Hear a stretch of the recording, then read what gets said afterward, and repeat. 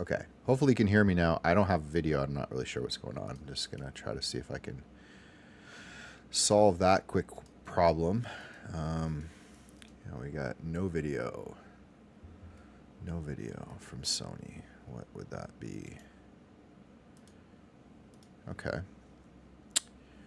Well, that's a good start. Not actually sure.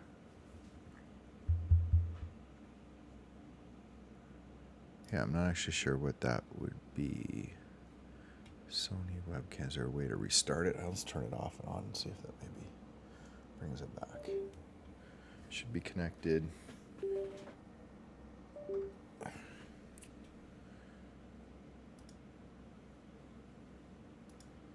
Sony, nothing.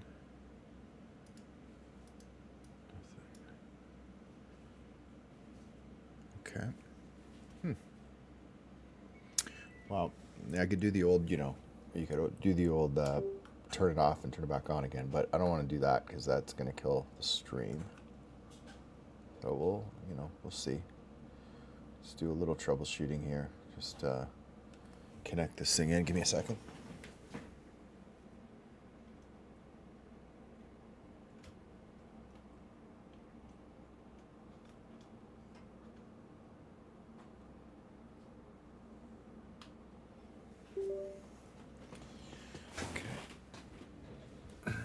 Nothing. No Sony camera. All right, we are going to delete it. Hopefully you can hear me, I'm sure. Hopefully the sound is okay.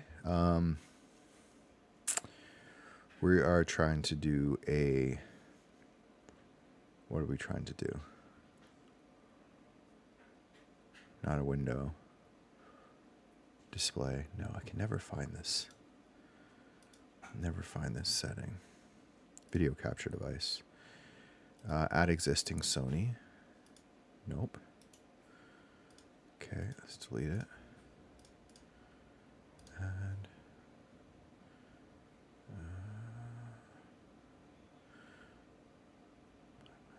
video capture. Create a new one. Okay, there we go. Weird. That's all good. Hopefully this works. There's my little dog. Let's bring this down here. Fix this up. Do a little crop. Oh, that's not it. Do a little crop. Boom. Okay, I think we're working. That was weird. Now, first time I've seen that. So, this the Sony camera decided to not work. Hopefully that's okay. Hopefully the audio looks good. Looks like the stream is running. If you're in chat, just let me know if there's any issues. It looks like it's streaming out. So hopefully we're going to be good. Okay, so today we're kind of back doing the 3D Worlds live. If you were watching the intro, it was just sort of an experiment. I'm testing out OBS and Streamlabs and just kind of seeing which one I like. That was me just playing a promo video that I made for my work, my renders and my photography. And I just wanted to see how that would go. So it's given me some ideas around some interactive promo screens and kind of how to start the stream. But basically, quick summary. I stream live daily now every day, every work day, Monday to Friday. I stream in the morning early, 5 a.m. my time, from 5 till 9 a.m. That stream is usually Blender and sort of creating usually like a digital render 3D art, but still seen. And those run in the morning at AM. PM is meant to be a little bit more experimental. I'm kind of working on some more interactive stuff, environments, some stuff in Unreal Engine and Fortnite. That's the fun, a cool idea portion of the stream, whereas morning is, hey, get work done, focus and make something. So that's the two streams. On Saturday, I do a wrap-up stream, kind of a weekly review, something fun, hopefully some Q&A, share the progress of the week, talk about, what's going on, and then Sunday's off, and then back on Monday to start again. So my goal is to sort of adjust this as I go, change the stream, adjust things, make it better every week if I can, based on feedback. So if you have feedback, just let me know. I'm I'm new to streaming, so this is all experimental and new and exciting for me. All right, I think that's it. I have some ideas of things that I was thinking about today to change for next week, but we'll save it for tomorrow's stream, and we'll talk through it. Okay, so what the heck are we doing today? So, as a reminder, I recreate iconic landscapes from around the world in 3D tools. Think of this as like virtual landscapes.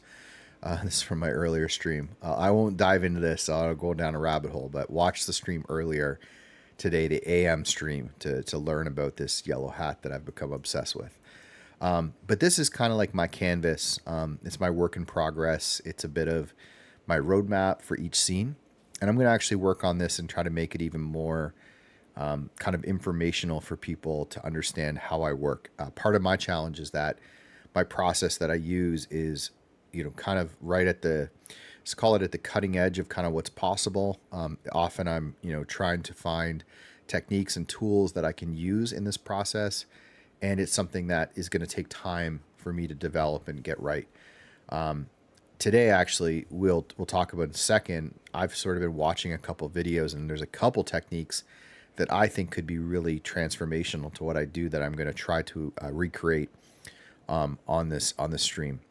And we'll be watching some videos and try to copy some things people did that might work. But basically, I go out to a location. I I collect a bunch of data that includes me being on the ground at the location, like this place right here in Arizona. I take reference photos. I do 3D scans, photogrammetry, LiDAR.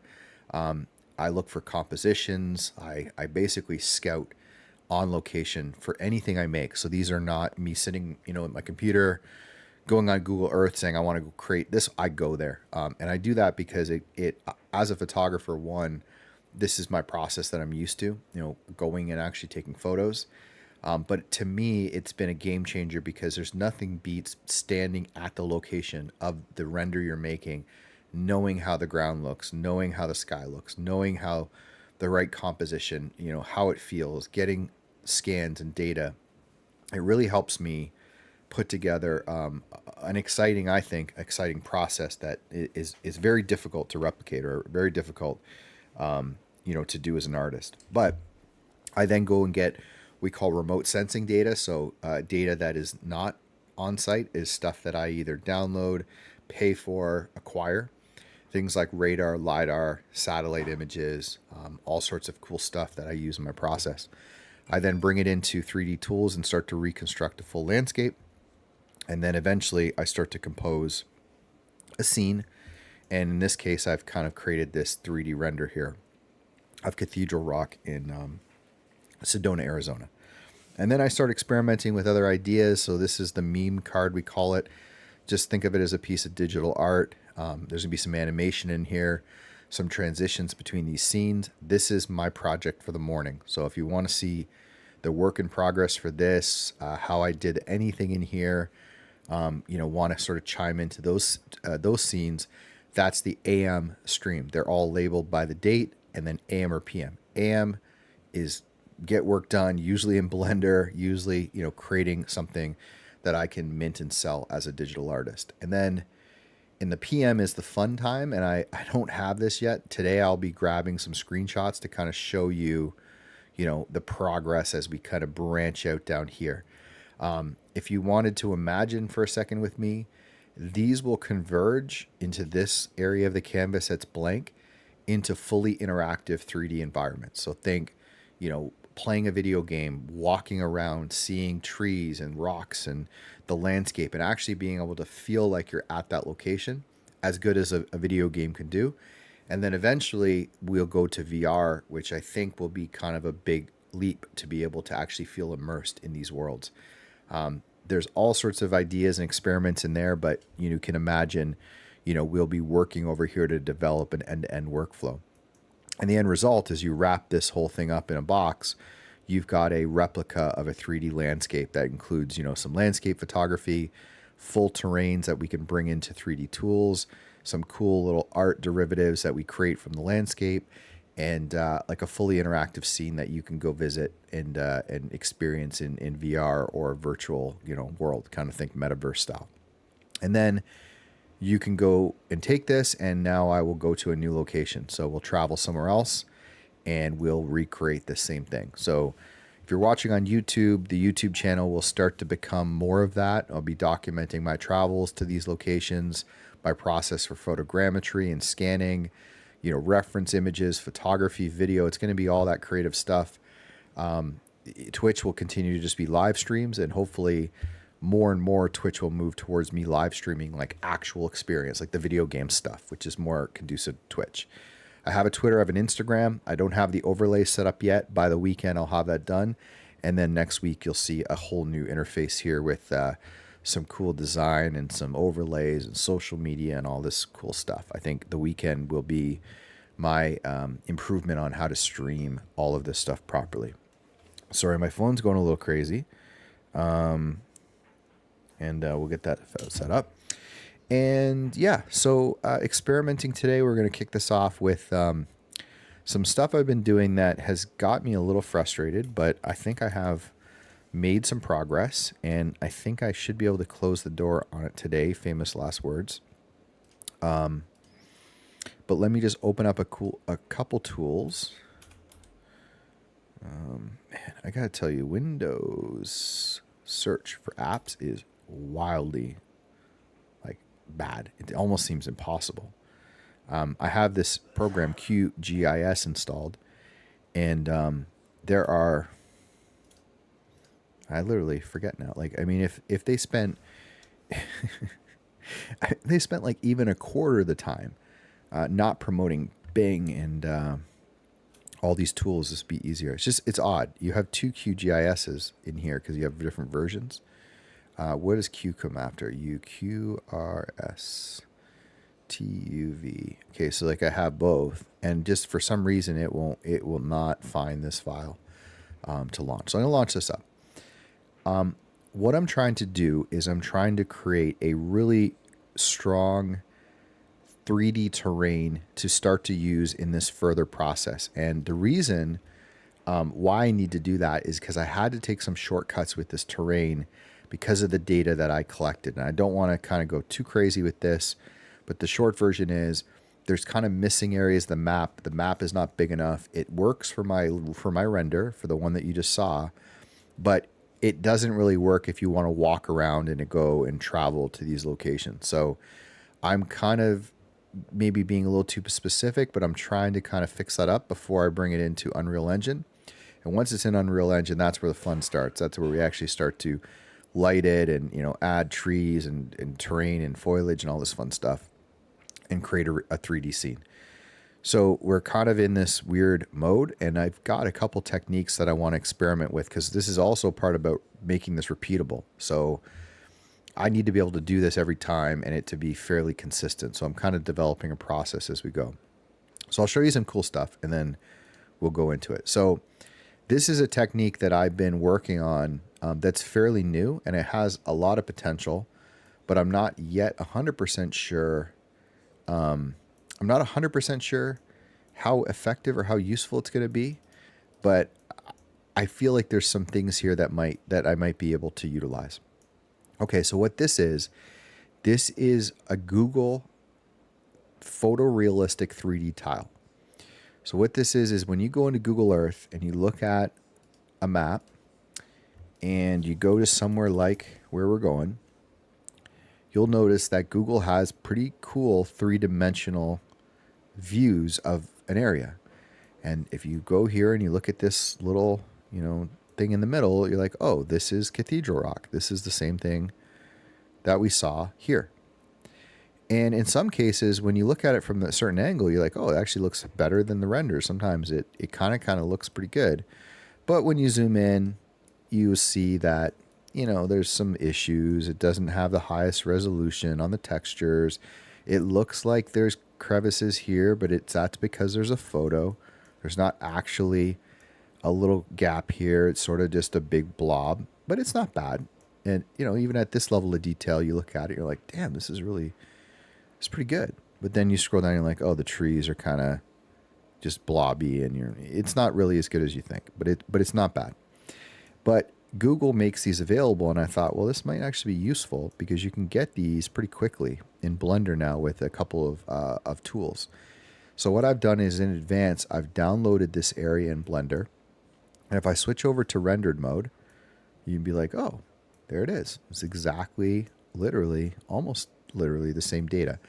I didn't get the best resolution here, to be honest. And I think that's just because I ran into issues with Google. Doesn't take your size, like your tile size. Okay, so won't get too technical. You define where you want data from, and Google for some reason doesn't doesn't actually limit it to that. It kind of expands it. So if you pick a certain area, you don't get back what you want. And sometimes if you go too high resolution, I've had it go for like 12 hours downloading data. So I got to be careful.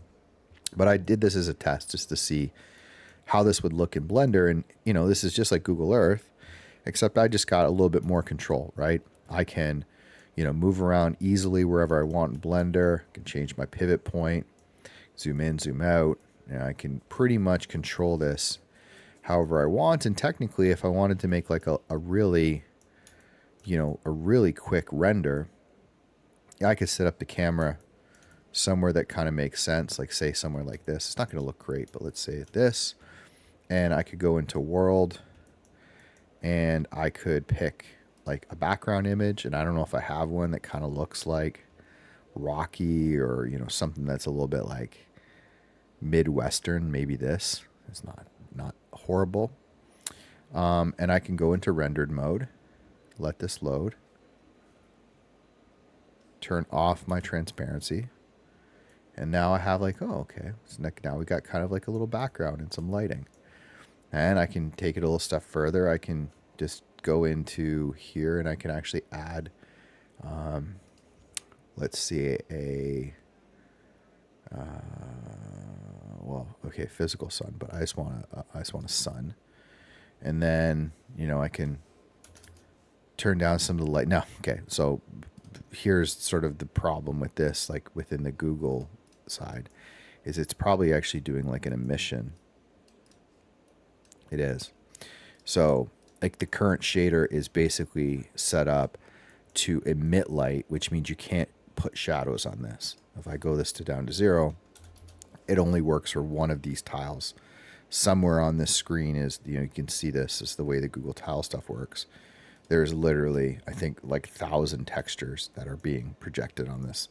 So it's kind of, not exactly what I'd want. I can't go in and control the lighting very well in here, but, for the most part, it works. And I wanted to kind of just experiment with some stuff to see if I could get this data into Gaia, another tool that I have, because one of the problems that you run into in your 3D tools when you're doing what I'm doing is, well, this was the experiment I ran, so let me just redo this.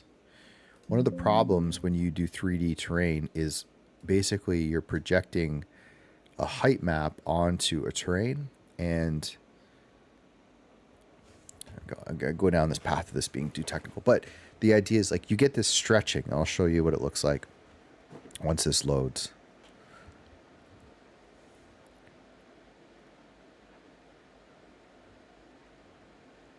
It might be pretty slow.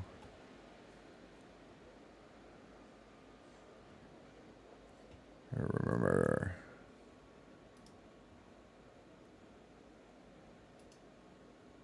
Yeah. So you can see this terrain I've got in here is actually looks pretty good, but look what happens here in these textures. See this? See how this is all stretched?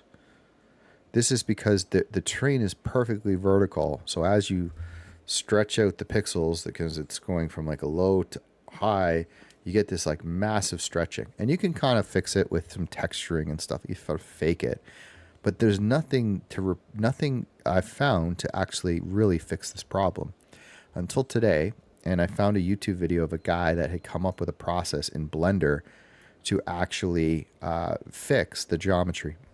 And I may try to actually follow that today and work with this. But the test I was running is like, okay, let's say I did get it fixed in Blender.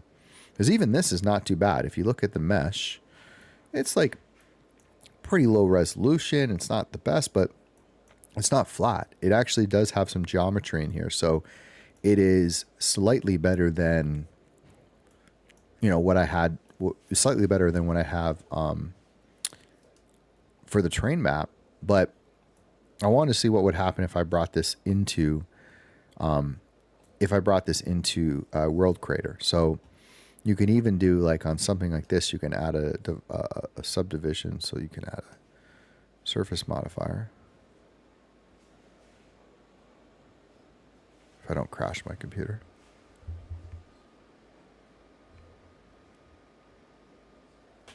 That might have been a bad idea.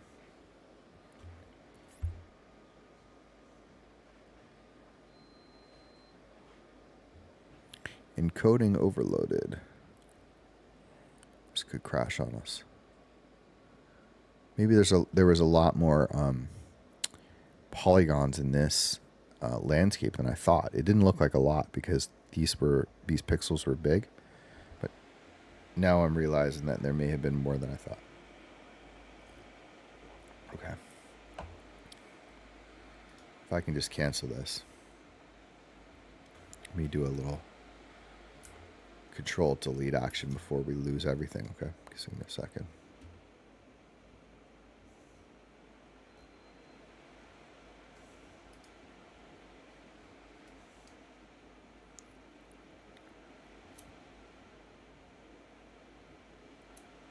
Did it crash?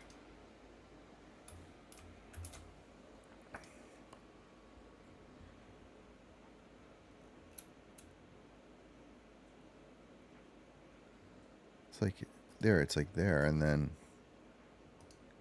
okay, I think we got it, it's gone. Okay, we won't do that again. Yeah, I was curious again if I could export that, and I'll show you the process, but I think we probably have to maybe go a slightly different direction with this. So, here's the file. What I was looking at is if I wanted to bring this into Gaia. So what I was thinking is, okay, what would this look like if I took this terrain, which is, it's a reasonable level detail, but the nice part is we have the image. So if we wanted to overlay, an actual image of the terrain with our actual textures, this is actually really cool and effective, and it makes life a lot easier if we could use this. So what I was looking at was, well, could I just sort of crop out some of this terrain because I don't want all of it. So let's try that together. This is all of the let's actually see how much was in here because that might be helpful in case we want to do that again. Well, it's not too bad. I mean, there's only 500,000 faces. It's actually not that much. But let's try to do a box select. And let's turn on our X-ray. And let's just ballpark it. Let's just grab something like that. And then let's take a peek. We want to go back to, we can't really see in edit mode. We want from here, so where the 3D cursor is, we want like this right here. So I can kind of just look at it. No, that's too much. So select all, select none, select none. I don't have, okay, I can kind of zoom in here and see. Yeah, it's sort of a weird geometry, to be honest. This is the point where I took this photo. So I know I want that. And I kind of want this probably something like this. And I don't know if I could do a perfect square. That would be helpful. But let's just say ballpark it like that. Okay. So now what we want to do is select opposite, so invert. And we want to delete these. And I'm hoping it doesn't break anything. Okay, it doesn't. Okay, cool. So now we've got like a kind of a reasonable piece of terrain. And this is exactly, I would say this is exactly what I wanted. I would, when I'm finished, I will actually crop this into a circle. And I've talked about this on previous streams, but once we get into 3D tools like Unreal Engine and just modeling and just kind of fun stuff, you want a circle, not a square. It just looks better. It has less clipping. It can be done like a lot more things. Like put an ocean in. It just, to me, it looks cooler. But for now, this is pretty good. So what I wanted to see is if I export this as something called an OBJ. I think that's what it needs. I think it's an OBJ. Yeah, OBJ. So I'm going to call this 3D tiles cropped. And I've just learned that Gaia can actually handle a 3D file. So normally with Gaia, so this is actually the experiment. This was the original that I have. So we can kind of do like a side by side here potentially. Yeah, I think we can try this. So let's do file, import, object. And what it's doing here is the same thing I've been also thinking about I could do in Blender. But it's taking the terrain, the 3D image, it's loading up this, some type of third-party program. And it did not do what I did before. Okay, let's close that, cancel. Let's try that again. Import, object height field. Did I pick the cropped one? Maybe I picked the other one. Okay, nope. Nope. Okay, let's try that again. What did I do differently? Have the file, 3D tiles. Oh, I know what it is. Okay, so watch. So you really have to get rid of everything in the scene to do this properly. Okay, so now export, OBJ, cropped, save. Okay, now we go into this software, we do that same import, grab this file. Okay, so now you see we have actually something that looks like a terrain, and it looks like you can zoom in, you can kind of see it, right? There is something here. But if we change this, there's some weird keyboard shortcuts I had to learn. It's like W, R, I think it was R to scale. Okay, so we want to scale this all the way up. You can see I didn't get a perfect square, right? But I can crop it. So I could just say like all the way up here. And then I would change this to a W and I would bring it down to the terrain level. Oh, that didn't work. Oh, why is that floating? I don't know. What the heck is going on here? I've never seen this before. Okay, well, let's not write. That was weird. Let me bring this down so this is a little bit easier to see on the stream. So, the first time doing this, by the way, so just I'm experimenting. And while I'm in here, I should probably get like a stream or something up with the chat so I can see what's going on. Okay, I think we're all, seems like we're rocking here. All right. Let's try this again. So actually, if I bring this down, you can watch this. If you get it just above the surface, you can start to see it's translating it to a grayscale image, which is actually cool. It's what we want. And now if I scale it, you can see it, creating something. And, I can kind of do like this. Now, I don't know if this is how well this is going to do, but if you kind of bring it to here, you now can see the darkest part should be right on the surface and the lightest part is here. So let's just go with this and see what it looks like. So it's capturing now, it's creating an image, an EXR file, which is just a flat image. And if we go back into Gaia, it's going to load that image into the scene. Very cool feature. It will come in handy somewhere. I don't know how we'll use this, but I think the technique that I watched on YouTube earlier today to fix those vertical terrain might be a really useful feature here, because when we are in Gaia and we start to apply these like procedural filters and processes to a terrain, Gaia can't handle the vertical shelves. It's a technical thing that's super kind of hard to wrap your head around. But if you can imagine, like, there's no detail in those vertical faces. They're just flat, and it just can't do anything with them. And what we want is to add like little cracks and crevices and little edges and all sorts of detail that really come to life when we bring this into 3D software. We can't do it.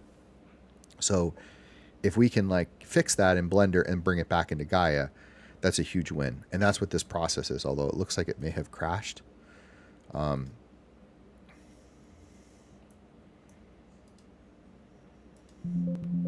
Oh, I missed it.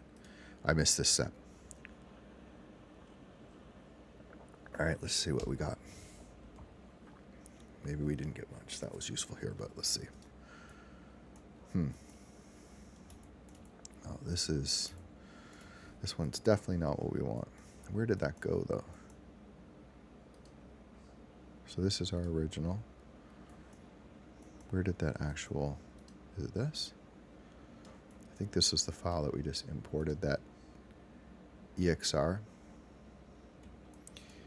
It's very weird because I would say it would definitely look better the last time I did it.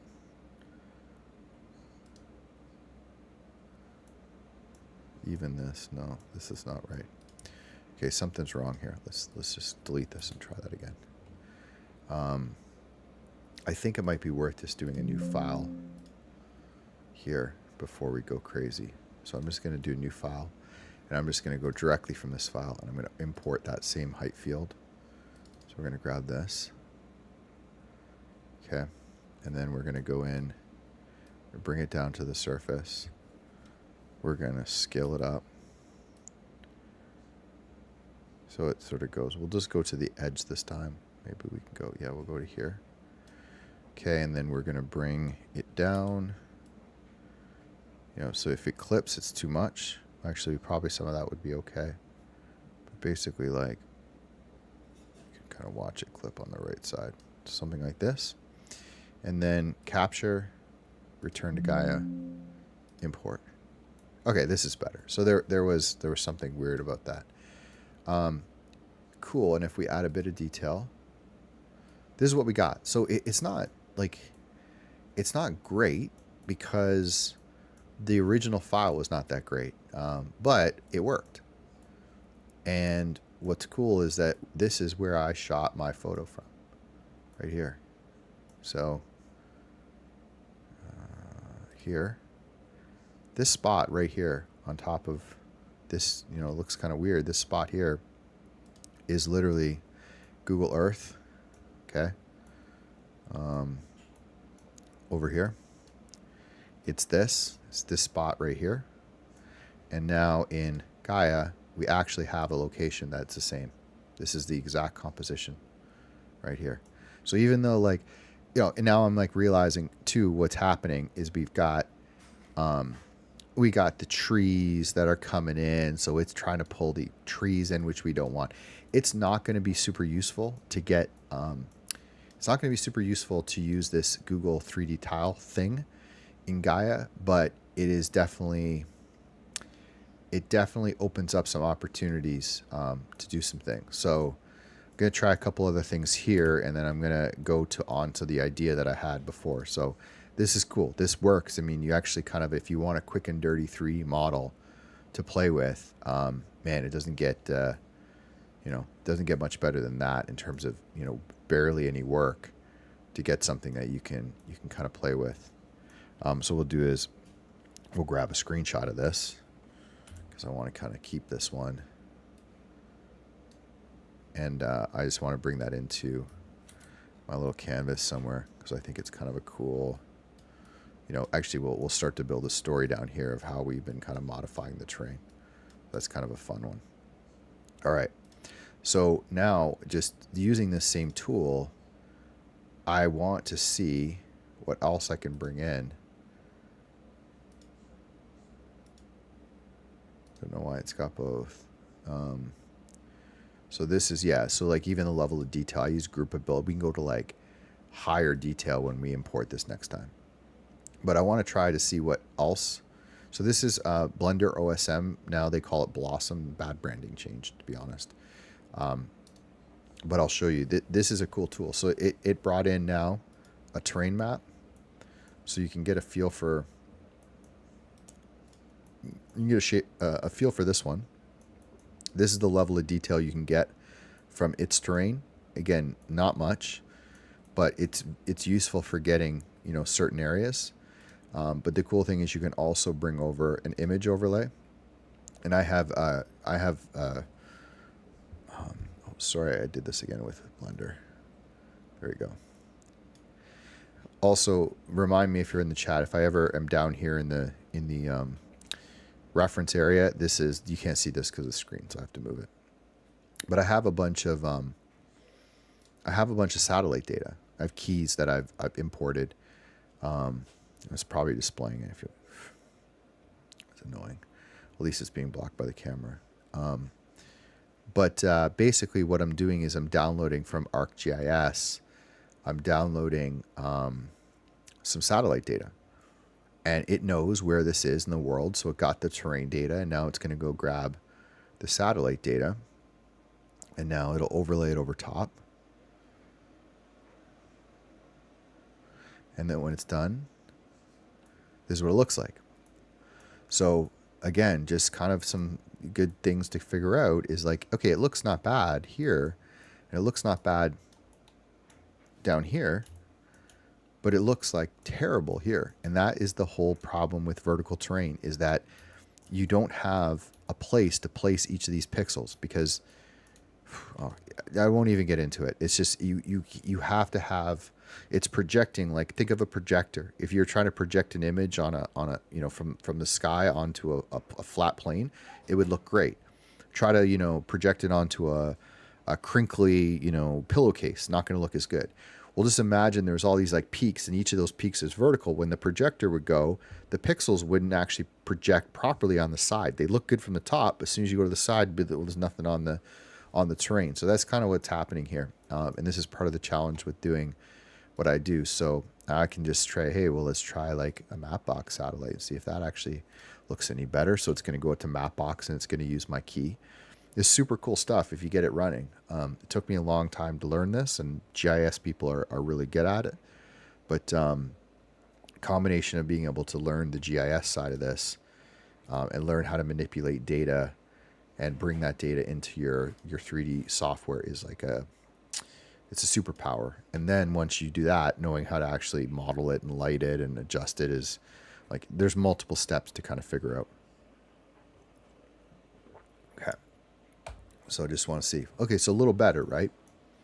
A little better, but same problem. We just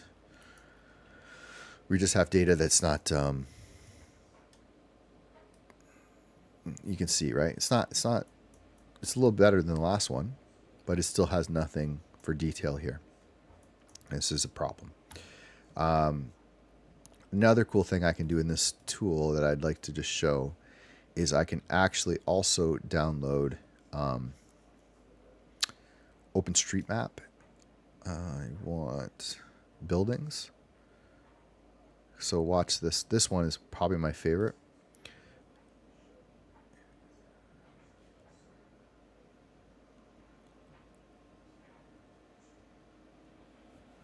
So check this out. So this went out and got building data. So now you can see every building in this scene. It has gone out and actually got the floor, basically like a floor plan for, and brought in a fake building. It's not what the building would look like, but this is actually real building data, which is super cool. You can go over here and see, you know, there's like a little farm, a little building. But this can be useful because if we're going to model some cool buildings for our scene, knowing exactly where they were physically and kind of, I think it gets the height and it gets the floor plan is really useful. And this is, you know, when you get georeference files, this is the type of thing you get. It's really, really helpful. The big one that I want to do is that I'm really pumped about. I'm really pumped about this is something called a GPX file. And a GPX file is a line. So it's literally like, think of it like a line on this canvas. And if it's referenced properly, this thing will actually put like a trail map. So this thing will actually project onto the terrain a real trail from these locations. And this is like, I'm not here yet. I'm kind of jumping ahead. I have an all-terrain account, so I'm just going to quickly see if I can use my All Trails account to do this. So if this works, I'm like kind of giddy about this one. I didn't really share this with a lot of people, but I'm really pumped about it. It's now on the live stream. So if I can get this to work, then the really cool part is that I can overlay trails onto the terrain. And you'll see why this is critical, because if you're looking at the terrain at any level of detail, this is not great. If I wanted to bring this into a 3D tool like Unreal Engine and walk around here, I would want to take these little lines, like this is a trail, and I'd want to flatten it in the terrain and texture it differently. And sorry, the reason for that is in the actual game or actual experience, we want to be able to walk around the scene. And what's a better way to actually walk around and explore than actually, instead of running around and just randomly going where you want, like actually use real trails that are in Sedona. So I'm going to just test this just because we're here, and I'm kind of too curious to not give this a try while. Ooh, that's a little bit bad UX. So, ooh, scroll if you think I'm scrolling like I'm in a 3D software. So this is Cathedral Rock. And here's a good example, Cathedral Rock Trail, right? Let's get the GPX data from this. So we'll go in here, we'll download the route, we'll grab the GPX track, and well, it's probably in my downloads, but let's try this out. Fingers crossed. I don't know if this is going to work or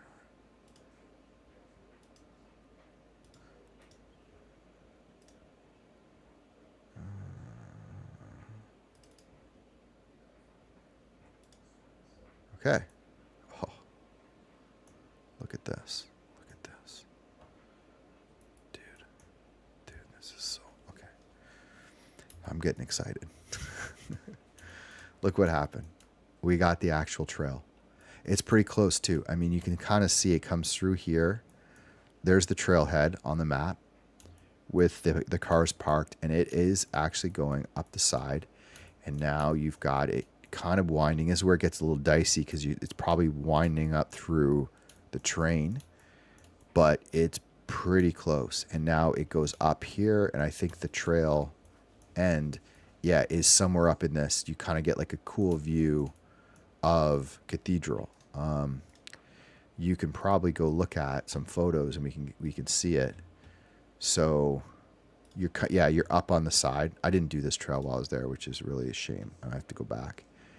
You can see this is probably from the bottom part. So this is probably from, over here, looking up, and then you've got all sorts of different photos, but you can kind of get the idea. It looks like this is the end result. You get right up into the middle of Cathedral Rock, and you can look out over the landscape. It's super cool. Hopefully, if you're watching, you watch this stream, like, you can kind of get the idea of where I'm going with this. Like, this is really going to be... This is going to be pretty incredible when I can get this properly imported into some other tools to play with. So I'll do one more trail just for fun, because there is a trail that I went to take these photos, and we're looking for Cathedral again. I don't know where it was. There it is. Lost it. And by the way, right, all these tools are built on similar software. So control and dragging left, down, right. So there they have, kind of, you can see the same interesting data. You can see that it's got some height data, and it's there, but it gets even gets a little distorted here because of the vertical textures. If I turn on satellite, look what these guys have. So this is All Trails. Look familiar? See the shadow there? See how dark it is? See how the textures are all warped? It's the same data set that we have in Blender. It's exactly the same one. I could almost guarantee if it's not the same one, it's taken from the same company. And you can probably tell, and if you probably look in, you probably sometimes see a watermark on it. But you can just tell because this is a shadow. So I come from a little bit of a background in satellite imagery, not an expert, but I worked for a couple companies that we used it pretty extensively. And what's happening here is the satellite is taking its photo. Okay, so satellite's taking its photo from up here. And at that day that satellite passed over, the sun was, too low in the horizon. So it cast a wide shadow on this mountain. And the truth is, there's almost no time. I mean, even like you would have to time that satellite, would have to go over this location at exactly the time where the sun was perfectly overhead to get this image without any shadowing. It's pretty impossible to do. You could composite it, multiple images, and put it together, but most of these companies are just using straight satellite photos, not like composites. And you can see it here. It's actually Mapbox. There's the logo. And sure enough, I think we're using the same thing. So we're in image overlay and Mapbox. So there you go. We were literally using the same data as Alltrails. Okay. So let's grab another one. So I just want the trail that I went to. So if I go here, let's go back to the 2D view. Let's go back to the Alltrails view. And let's go to Cathedral Rock.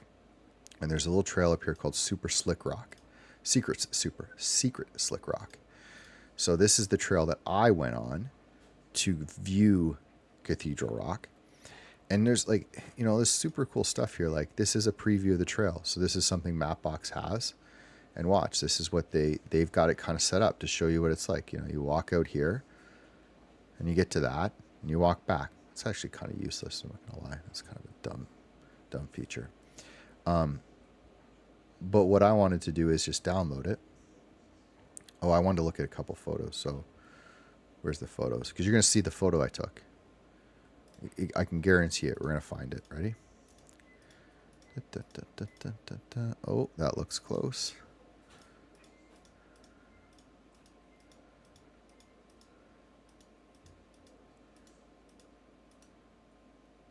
This little dog. I mean, it's very close. This is basically, it's the same spot. If I actually was to bring this whole thing out, I could find one. Someone would have done it. You have to be there when it rains. You got to find that exact spot and put your camera on. But I mean, it's pretty consistently the same. It's actually so see these things right here? These fill with water. And when they fill with water, when it rains, you put your camera down here and you get this photo right here. And this is another one. I mean, I can upload these photos to Alltrails of the same location. Okay, so what we're going to do is we're going to grab the GPX file from Alltrails. There we go. We're going to go back into Blender. We're going to go to GPX. We're going to change the file to Slick Rock Trail. We're going to import. And now look at this one. You it messed up because it went off of our so what that is it's this projection. So it went off of our map, so it didn't know where to put it. It was projecting the actual trail onto here. But that's actually pretty easy to fix. If we go into edit mode, we look at all these control points. I think it's probably just all these ones here. And go back. Yeah, there we go. So now we have this. But what really gets fun when it comes to, some cool ideas is you'll notice that in here I had this idea and I may end up doing it.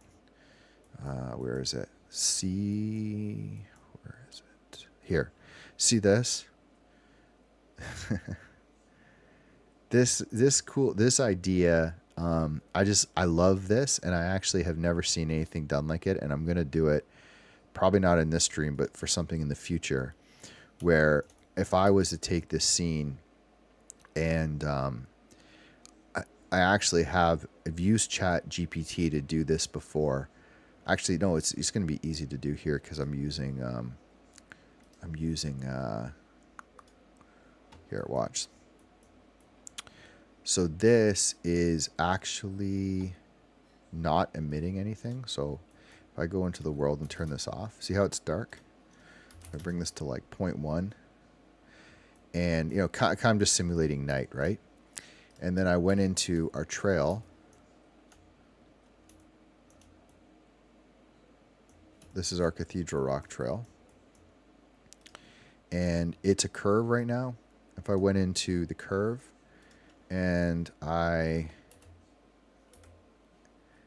grab it like this, and I go in and add a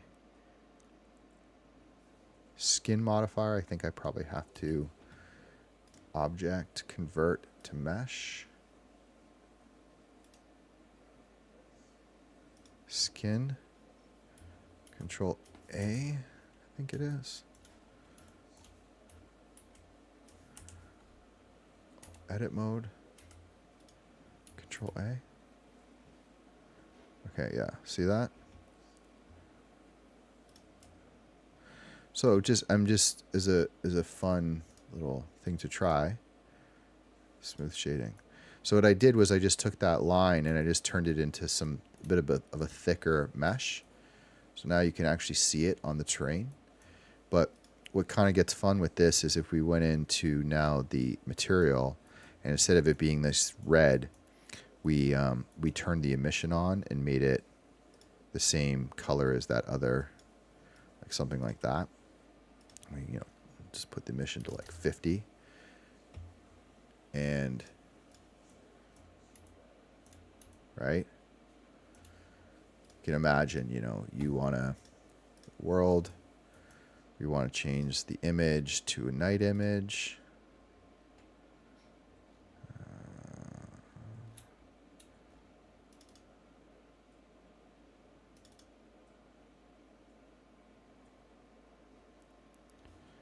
Kill the transparency.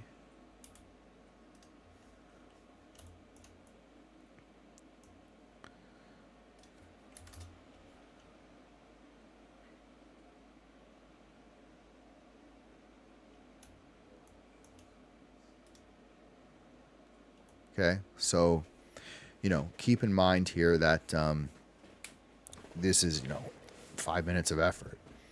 But if you can imagine, if I add in another light, and I'll call it a sun, but I'll change it to more of a blue hue, and I'll drop the radiance down to simulate the moon, and then I'll take that and I'll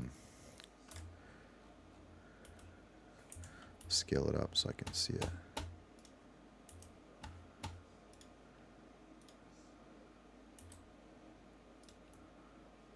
And I actually set this to sort of some side lighting. Okay.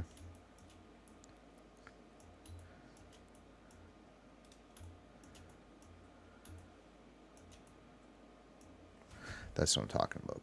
So imagine now, imagine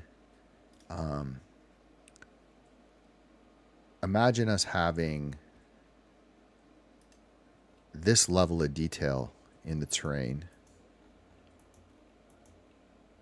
right here with that actual trail projected into the terrain, or maybe all the trails projected in.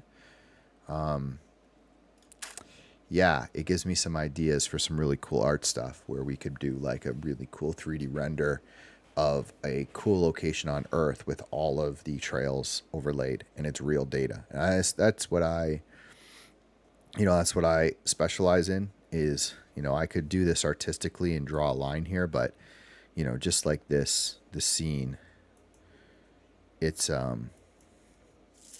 it looks cool. It looks cool, right? But it's made up. It's not a real place. It's just probably an AI image, to be honest. And yeah, you can use AI and you could say, give me a lit up trail map on, and it's going to do it, but it's not going to be the real terrain. And that's what I think my process that I enjoy doing this is having that. And I know this doesn't look right now, but I promise that, merging this all together and bringing this data in, I'm confident once I can kind of solve this little technical problem that I can have it all. I'll have the buildings, I'll have real terrain, real textures, real sky, real trail maps, real roads, all of it. And it's going to look, I can make it look really, really cool, really exciting to kind of just look at from an art standpoint. But I can also turn it into something that people will actually be able to experience. So that's the journey of this channel. I'm pumped about this. I've been thinking about this for a while of how I could bring these trails in. And that's it right there. Okay. Let's fix our terrain. Let's save this. Excuse me. And this is not using 3D tiles, actually. This is using Mapbox with trails. All right. Let's go to... Is there anything else I wanted to show here? Oh, there's also, this is fun. Oh yeah, hold on. I want to show one other thing. This is really cool. This was the buildings. So I think I had brought in, you can also bring in forests and trees, which is useful. So here's a fun one. I don't want to do this. It might screw things up. This also, that you can do some things to make, this is really cool. You can add some assets for procedural buildings and actually make the buildings look much more realistic, which is really cool. I did 3D tiles, I did terrain, I did image. There was one other thing I wanted to do. Oh yeah, Mapbox streets. I can do my own stuff as well. That's something I'm experimenting with. Maybe on a future stream is setting up my own cloud hosting server to serve up the tiles and stuff that I want. Let me just see what this one does. This is, well, I know what this is going to do. This is going to project a map, an actual, like a typical Google map. Yeah. So let's bring that in. It's just like another overlay that we can play with, and we can, pick and choose, and we can, project one over the other. It gets really fun. Actually, this gives me an idea. So check this one out. I like this one a lot. So now we don't have satellite image anymore. We have the actual map. So you can see you've got Scenic Drive up here. You've got the actual trailhead projected on the map. So if you're a map person, Cathedral Rock Trailhead. How cool is that? Right there. This is the actual start of the trailhead, the actual road, and if we scroll over here, that's the actual trail going all the way up to Cathedral Rock, which looks bad right now, but trust me, when I get that terrain data in and I replace this crappy terrain data, which literally is a blob of nothing, with, like, this is also a blob of nothing, but when I get it into this,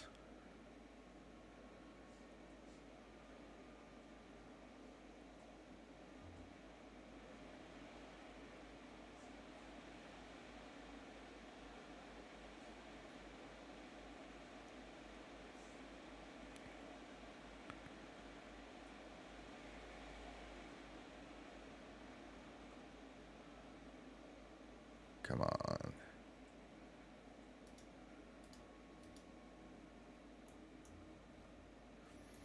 It's anticlimactic for that to not actually work. There it is. Yeah, so you can imagine this level of detail, one especially when I fix this with actual textures on it, with the image overlaid over top, like just a full beautiful terrain. And then I take that and I bring that into and merge it with the trails and the buildings and pull it all together into like Unreal Engine and stuff. It's going to get crazy. So stick around as we figure this stuff out. Okay, back to work. So what I need to accomplish right now is, again, I'm kind of playing with some things. We first of all determined that the data from Google Earth is not going to be better than the data I have. Cool. We are now thinking about, could we...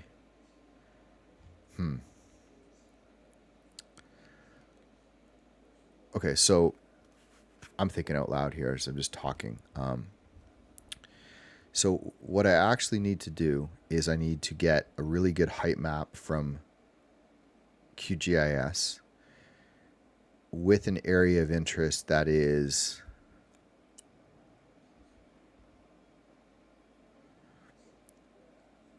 correct. Like it's like this. So basically like it's what I want, which is something like this.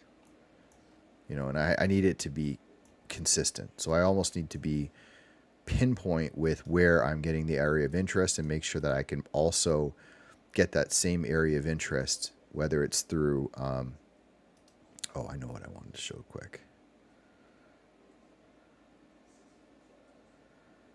Hey, Octogod. Did I say that right? How you doing? That looks like a Web3 username. So I don't have to explain NFTs and stuff to you.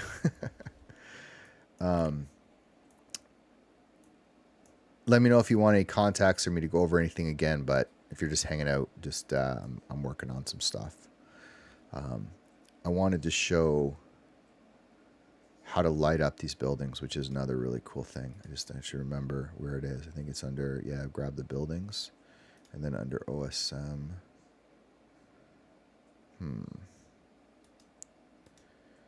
Oh, I feel like I know. I feel like I know what's going on. I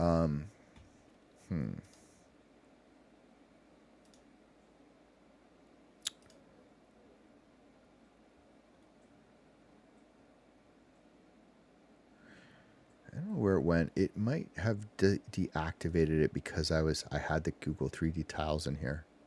It's the only thing I can think of. There's usually a setting in here to actually change the amount of buildings that are lit up, or the windows in the buildings, which is kind of a cool feature. This is as I'm messing around with this at night. You can imagine lighting this up, lighting that up. But this terrain looks terrible, so we have to get this fixed.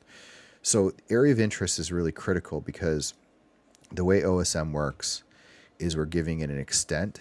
So we need to make sure this extent is exactly the same as the extent that we have in QGIS.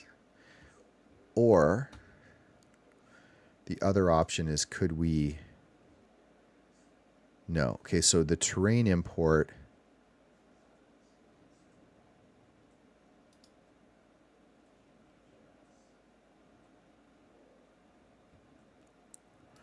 The terrain import, I'm just curious if I can, more thinking long term here.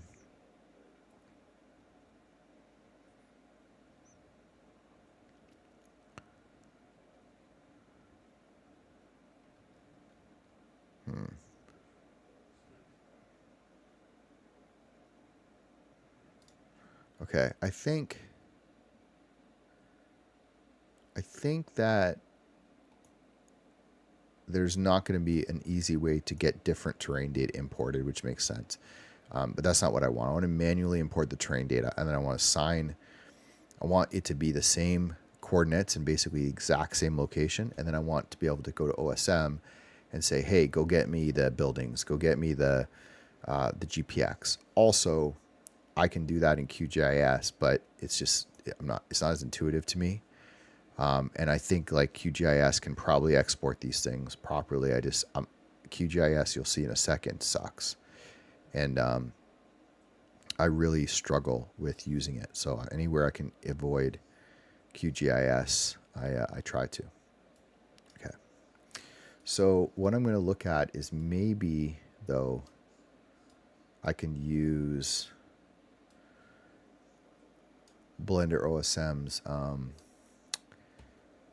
selection tool to maybe establish a really good area of interest that I want. So I'm going to go into Phoenix, into Sedona. Okay, and I'm going to go to, again, we know where Cathedral Rock is. It's right here. And they have a selection rectangle, which actually might be helpful. I'm going to just see whether I can utilize this. So let's establish a area of interest, right? Area of interest is just the box that we care about, on the map for what we're creating. So a couple things. We know we want Cathedral Rock Trail because this is like the iconic trail in Sedona. We don't want to cut off any other trailheads because we're going to probably use them. We can't cut off Super Slick Rock. So we know that, like, at minimum we need probably something like this. We don't want to really cut off any of these trails. So we do have some satellite. So yeah, this looks good here. I was thinking that this canyon would probably be useful.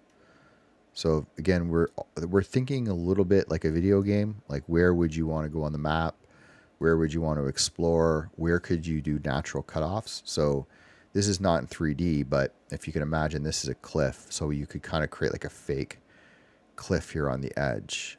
So you could kind of bring it here. This is not significant. This is like just a neighborhood, although it might be useful to kind of have a little bit of this road in. I don't know what this building is at. And now we look at the map and we're like, okay, well, we got pretty big square, so that's not going to work. We know we don't want to go much lower than this.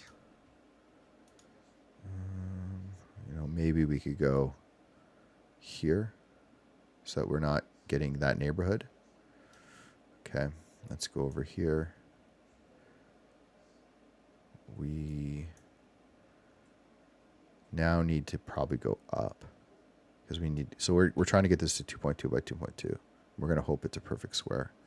It probably won't be. So 2.4 we can go. So maybe that, but then, just the more in, the less detail we're going to get. So sort of just a compromise. I'm thinking more in here, even if we cut off a little bit of those buildings, we go something like this. We try to get this. It'd be nice if we get it to 2 by 2. Let's try to do that. Let's try to get this map to 2 by 2. So that's 2 kilometers there. And now it's, is that right? Oh, sorry. This is 2 kilometers there, and we need to bring it up. I think this will work. We really need to just get this whole trailhead in here. So the trailhead goes from the road here, so it's fine right now. Needs to be still up. It's not going to be exact. I know this now, but okay, there's 2 by 2. Now we can move this. Okay, so we want the beginning of the trailhead. That's good. We've got a bit of this ranch and building. There's a ranch here, some scenic drives. These are good. Trailhead is important. We have that. There's some other trails over here, but they're not as critical. This Highline Trail is in. That's cool, that part. And we've got a little bit of this building. I think this is good. Okay, so we're gonna say this is our area of interest, and 2 by 2 has been what I've been trying to get to, although some scenes don't work very well. So we're gonna do a couple things. I'm gonna grab the terrain. I'm just putting it in my Notion database, so I have these exact locations.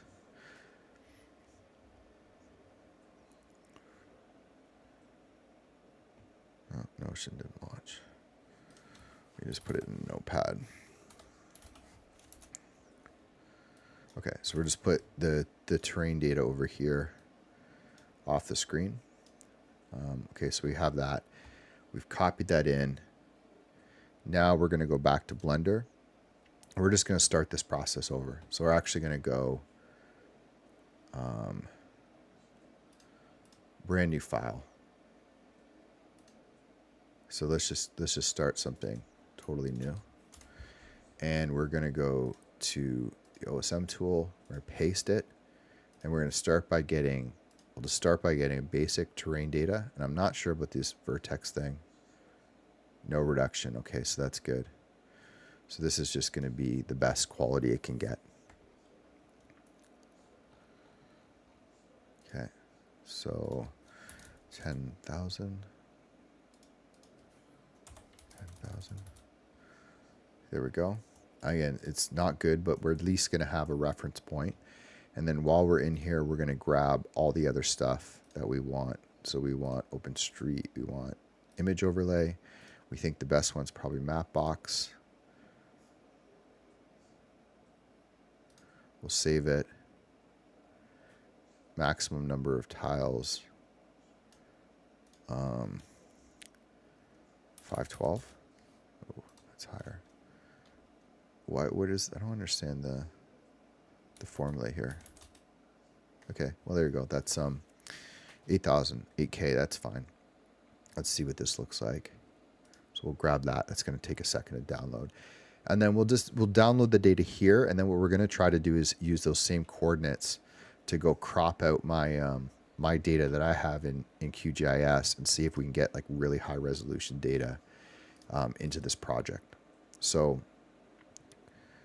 let's go into QGIS. So this is some pretty nerdy GIS tools.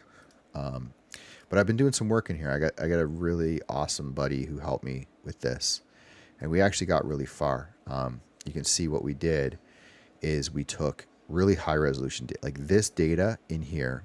You can really just see from the detail is actually really, really good data. It's LiDAR data. I bought this data from the municipality in Sedona. I paid for this. And this is about as high resolution as you're going to get. And ultimately, if I can't do what I want to do, I'll get more. These tiles are, you have to buy each one. So if I wanted different locations, I would need to buy it. The problem was, this is the tile. You can see it because see the pixel change between here and here. Inside here where the pixels are tiny, this is the super high res data. This is the same data that basically all this software is using, like Blender, everything else. It's a super low resolution height map data. It is not useful for anything other than massive scenes. Like if you wanted to recreate what, you know, the entire Grand Canyon looked like, it would look good in this data, but when you get into the details, it's useless. So when you want to do these 3D recreations, you need something better. So getting this data, purchasing it is what I did, and we were able to merge it together. And what we got is this nice file. And what I want to try to do is crop this file to the exact same dimensions as we just used in Blender, what we put in here in our file. So this is our latitude and longitude, 4 extents, ... Okay, so I'm going to try this first in QGIS. But it's so bad that I can't say that I'll be able to do it. I may have to go use like another tool and then bring it in. Let me remind myself how I would do this. So these are the previous attempts. These were arbitrary. So what I want to do is I want to go into layer, create layer, new shapefile layer. There's a new mesh. That's interesting. New shapefile layer.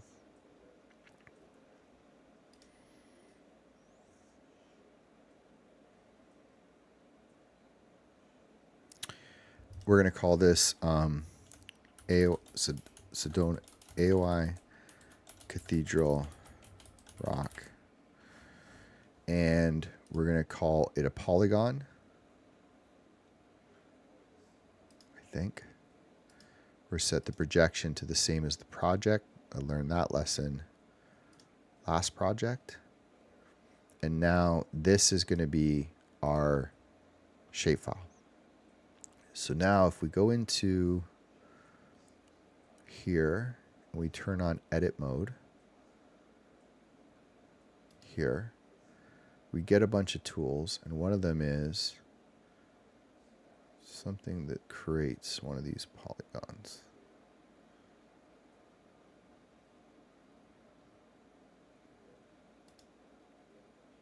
Oh, I didn't want that. That's not what I wanted. I was stupid. I'm just looking for create a polygon. Is it this one? Yeah, okay. So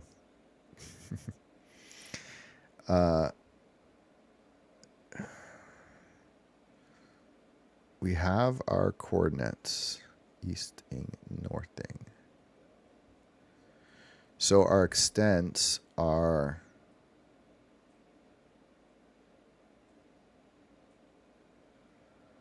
sorry, I'm just thinking that they gave me a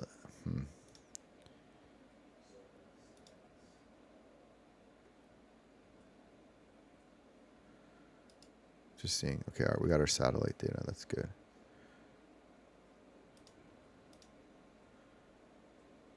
Okay. Max latitude. Oh, so it's doing lines. So it's saying, okay, there's a line at the max latitude, minimum latitude. Flip those around. Max longitude, minimum longitude. So I just have to use a little bit of logic here. So the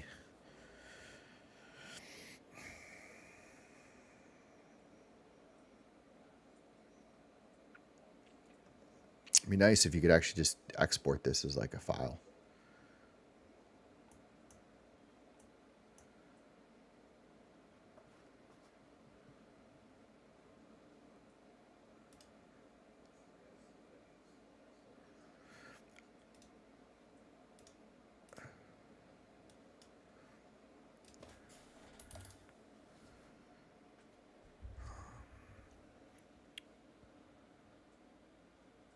Let's just try something.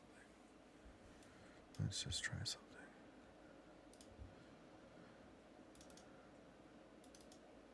What did it get? What is... Oh, okay.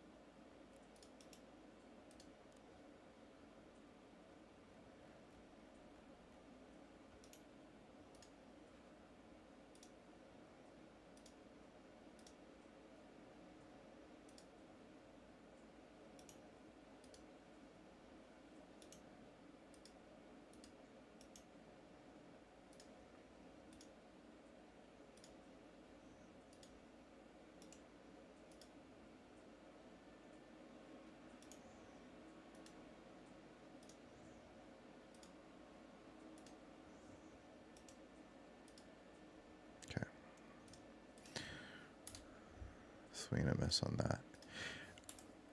I'm just like, I have this feeling that, um, I have this feeling that did I lose my stuff? I just have this feeling that maybe that the data that I got, I mean, so you can do like,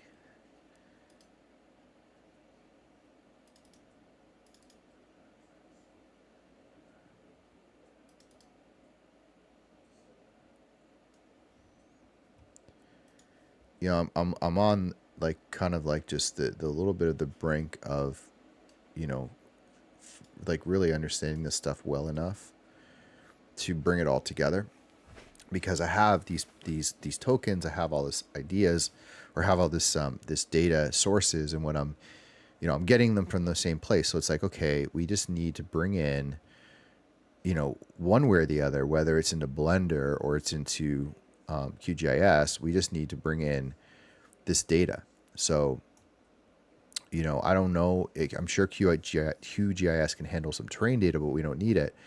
We just need, you know, maybe we don't need really anything from Blender.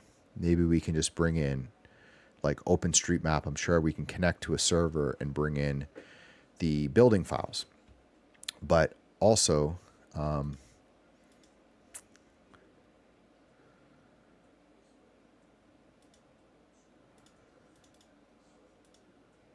mean, that's all. Like that's all this is doing, is it's just doing the same thing as QGIS. It's just that I you know, I just don't know use the software that well, but I'm sure I could figure it out. Sorry, I'm just kind of thinking through this. I'm just wondering if there's anything else like I could get.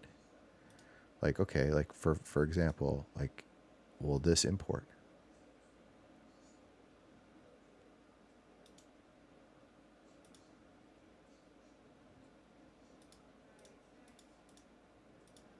Not really sure what's actually this data. Overlays. So I was looking at the tiling. You know, could I get this tiling?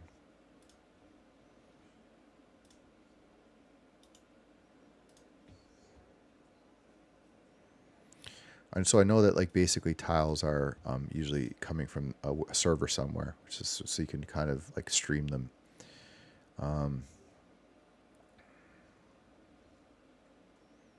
I know that I'll figure this out. I'm just thinking what's the best path at this moment.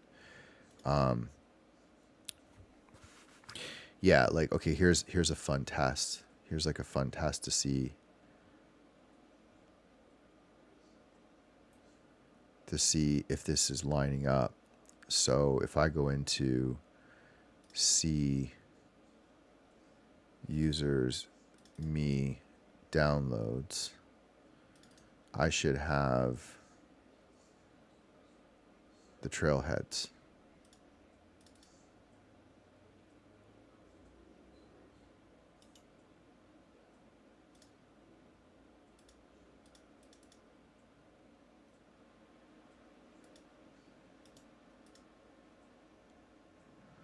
Don't know if it actually brought them in or not.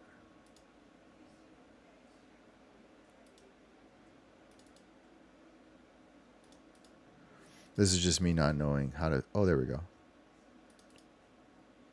Look at that. Okay, so things are lining up, which is beautiful. So this is the same data that we saw in Blender. It's running in QGIS, so we know that this is lined up, which is really, really good. I just wish that I could get the extent of here automatically. And like instead of manually creating it, I wish I could just get a file. Like I wish I could just I wish I could just get a file.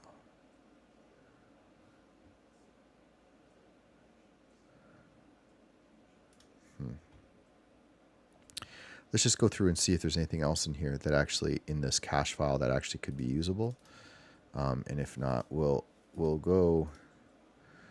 I don't know what the root is versus the root points. Oh, let's cancel that.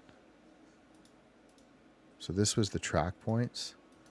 Root points don't do anything. I don't really understand GPX files that well, but those are the track points is what worked. So let's just get rid of these ones for this moment. Remove. Cool. So at least we have, we can even rename this Cathedral Rock Trail. And then there was some other stuff in here. I'd like to try to get the satellite, but I don't think that's going to work. I don't think the texture matters. The terrain. Okay, let's see if it can handle these. I don't know if this is in some order.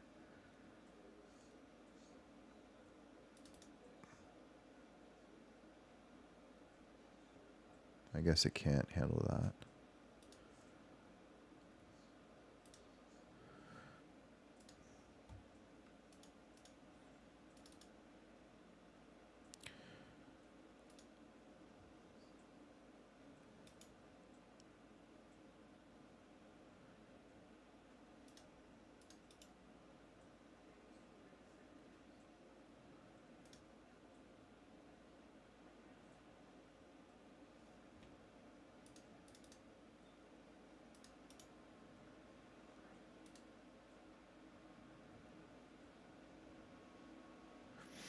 Okay, so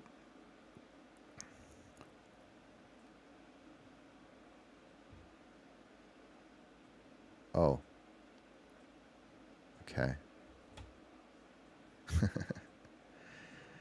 This is very useful. This is very useful.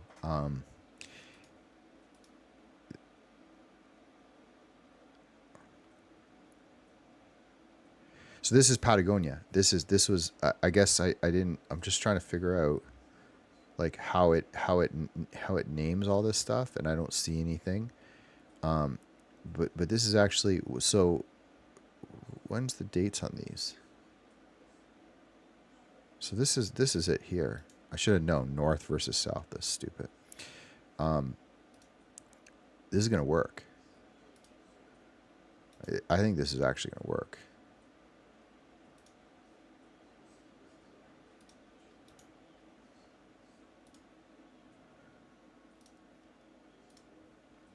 This is not what we want. This is Patagonia. Remove this. We want to go back to Cathedral Rock. Now, fingers crossed.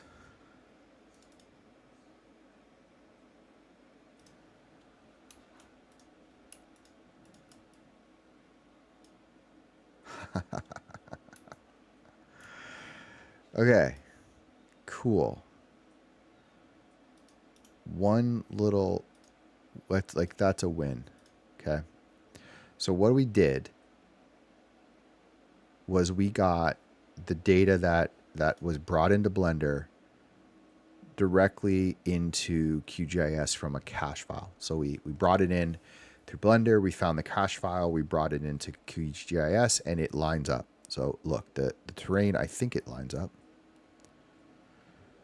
So if we change the opacity of this guy, it's hard to see because remember the resolution is really different.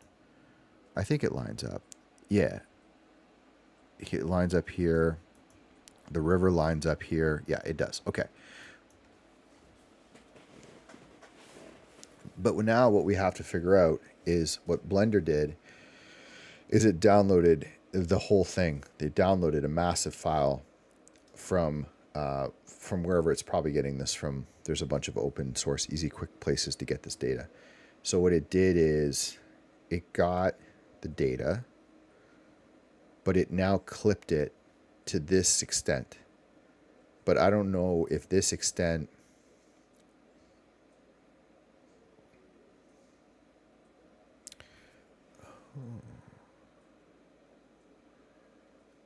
use the extent from the active Blender object.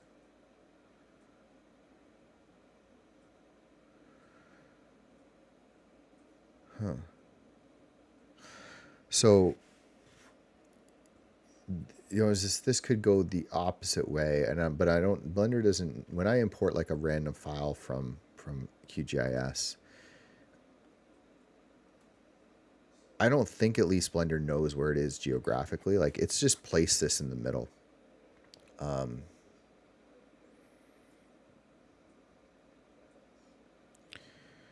But I wonder if there was a way to import. Probably not. I'd have to look at this extent from the active Blender object and how it does it. Okay, but we're really close. I still just want to see if there's any place that they maybe have saved that extent. Otherwise, I have to do it manual. I don't think there is. Let's just do a quick double check in here again. So we had terrain data. That's the full data. The overlay is the satellite base map. This would be... Oh, so maybe. Actually, this could be it. Actually, this could be it. So let's go back into the cache and let's go to this OSM. What's the dates? So there it is, map for OSM. This might be it. This is somewhere in here is the data. Somewhere in here is the extent for sure. So we just have to import this like we did. Okay, I don't know what that is.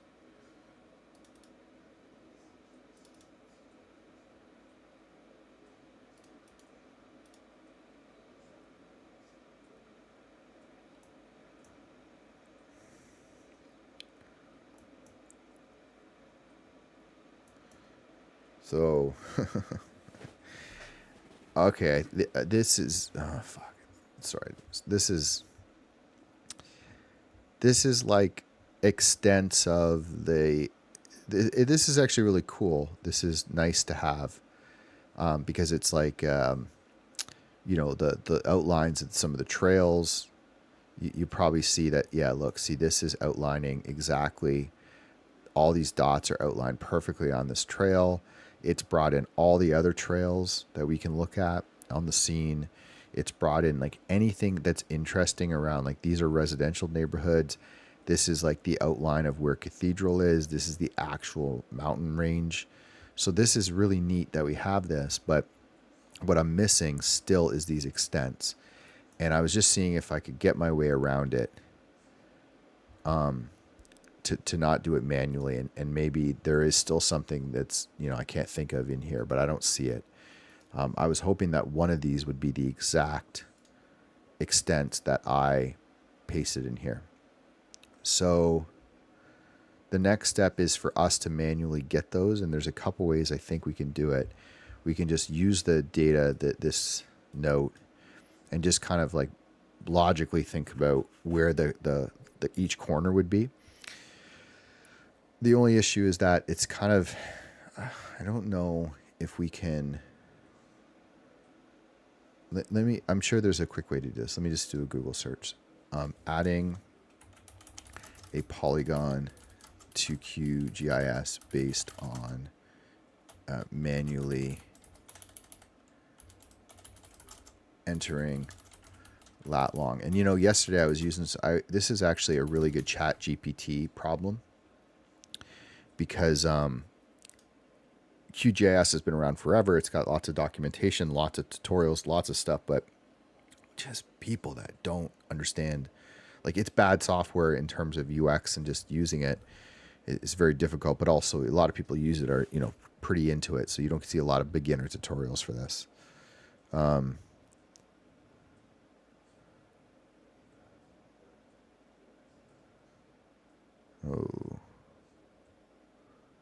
Okay, you know what actually might work? Just thinking before I go any further. Let's grab all this stuff. This is all the OSM data, so we're just going to group this. And we're going to call this OSM data. And before I go any further, I'm going to save this. And I'm going to take this OSM data and turn it off. This is our rendered data. This is our OSM background, which we don't actually need at the moment, but we'll drop it in here. This is our OpenStreetMap, which is useful because we can see it where we are. What I'm thinking is I'm going to grab my that AOI, which I guess was one of these ones. AOI Cathedral Rock. Let's bring this back out. How do we ungroup? Move out of group. There we go. Okay. So what I'm thinking is I'm going to make this polygon, and I actually think that you can probably manually change the locations after. That's the only way I can just think we could do it. So I know it's something like it's in here somewhere. So let's just manually we'll do a polygon, okay? And then I learned this, that you right click somewhere out of the, you have to be like out of the map to like close this. Oh shoot. Okay, here we go. Okay. So there's got to be, this is the way QGIS thinks or works. It's all data tables. It's got to have.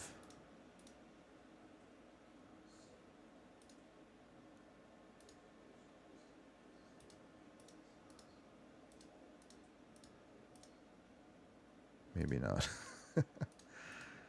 I was thinking there would be like lat long points somewhere in this and I could just edit them. But that was probably optimistic. But I do know there's somewhere to move them. This is move feature. Okay, so that's that. This is rotate, scale, simplify, add ring, add part, fill ring, delete part, reshape feature.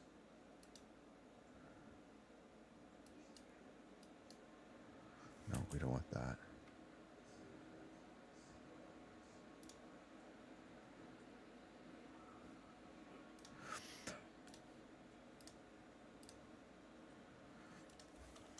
How can I move the 4 corners, the 4 points of a polygon in QGIS to specific lat longs?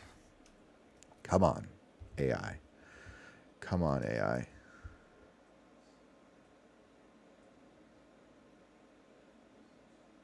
Okay. Come on, let's do it. I'll move this to the side so you don't have to look at this while I do this. Okay. So this is just my instructions we saw. So it's saying open QGIS and load your polygon layer. Done. Toggle edit mode. Done. Okay. Select the vertex tool. Toolbar vertex tool. Project toolbar. There's like everything's a toolbar in QGIS. Vertex tool. Which toolbar is the vertex tool in? I'm just asking. It's in the digitizing toolbar. So I always just do this hover to find the digitizing. Advanced digitizing? Shape? Okay, it might be this one. No.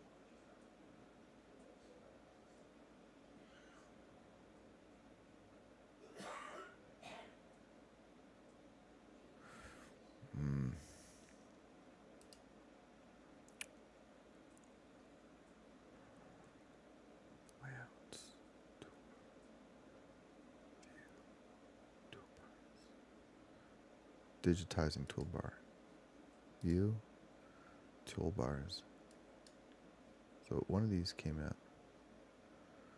We're looking for the vertex tool.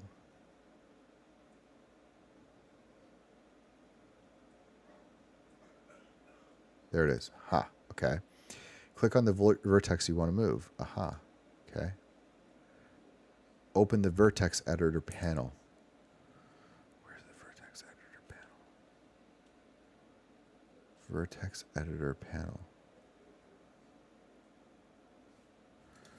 How do I open the vertex editor panel?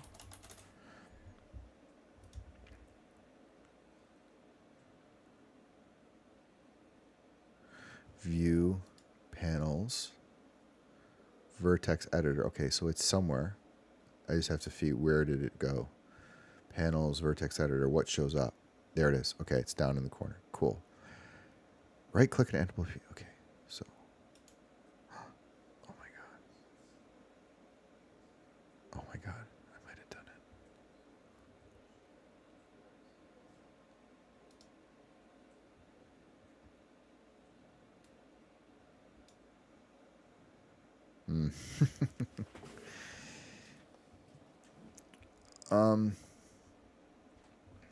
We were close.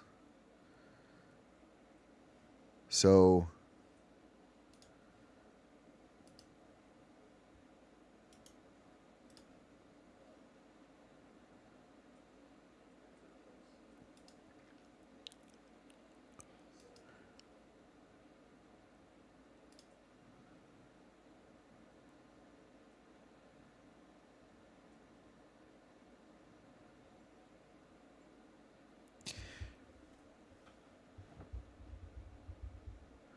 okay, so what's happening is whatever and this is my lack of knowledge on, I mean, we'll get some AI help here.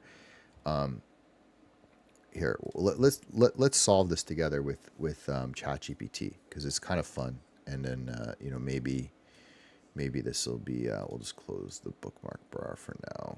Bookmark, hide bookmark bar. Okay. So what we're doing is we have these coordinates, okay, which this is about projections and map stuff that I sometimes don't understand. So these are lat longs. This is what typically you would put in Google Maps, right? Like this is a which way is this? I think this is latitude. Can't remember. But this is like, you could put this in Google Maps, and these are the extents. But basically, there's a lat long coordinate. If you put this in Google Maps, it should give you, like, you should be able to get an actual location. So if I go, I'll pick a random. So see that 43 by minus 79. So if I go into Google to this note and I say, okay, minus 111 is up here, right? And I go into this one is 34. It's going to bring us to Cathedral Rock. There it is, right? So it brought us right to Sedona, to where we were. That's what we wanted. Okay, but my projection in QGIS is different. It's this EPSG26912, because that's what the data came in. Again, not knowing a lot here, I would say that the coordinate system needs to be converted. And I could do this a couple ways. I can either manually convert it with QGIS, with ChatGPT, and see if it can do it. If not, I'm sure I can change the coordinate system of this this box and then input these data points here and then convert it back, and it should be able to handle it.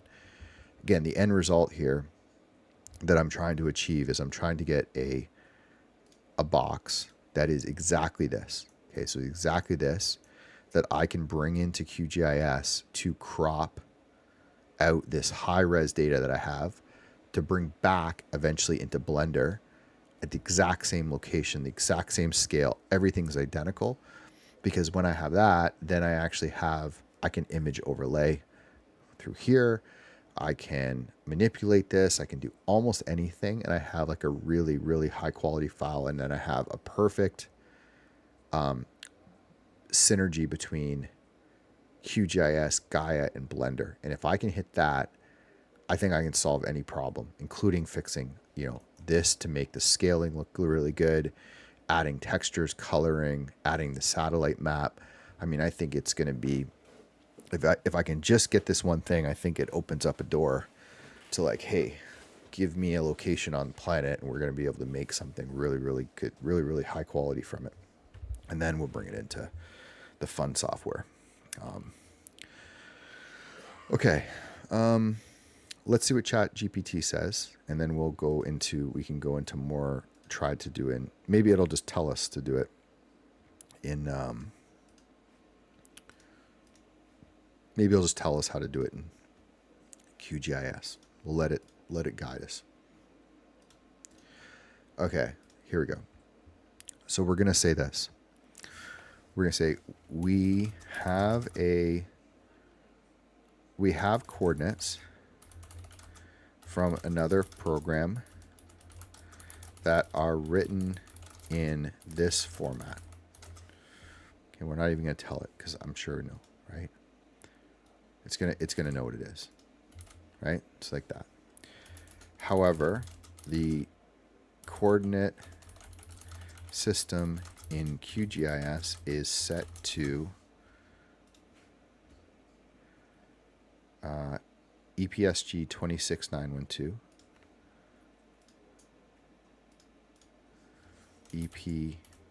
EPSG 26912, and uses a format like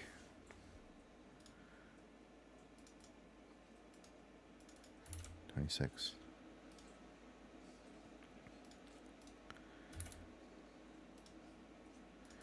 So, I mean, I assume most people at this point have played with AI tools, but just in case you haven't and you're watching this, so this is ChatGPT, and people have heard of it, but you can do really, obviously really cool stuff with ChatGPT, including asking it questions, getting it to rewrite your copy. You can pretty much do anything with it. It's like a virtual artificial intelligence assistant. And including it can handle code and code writing, especially if you pay for it. There's like a whole Python interpreter. You can actually have it write code and read code and debug it. It's really cool. But it actually is pretty solid when it comes to these kind of things, because it knows and understands like all the documentation on QGIS, which is the tool I'm using, and it understands coordinate systems, and it can do basic math. So I'm hoping it can actually give me the correct coordinates. If it can, I'm just going to ask it how to do it. So I'm going to actually tell it that. Say, could you convert... Okay, I'll say that. I'll just, for clarification, both of the coordinates I gave you are from the same location, Sedona, Arizona. Could you convert the first coordinates I gave you to the format for the second? Or if that's not possible, tell me how I could do this in QGIS. Let's see what it tells us. Oh, come on, stop being lazy. Yeah, and I'm going to tell it this. It's being...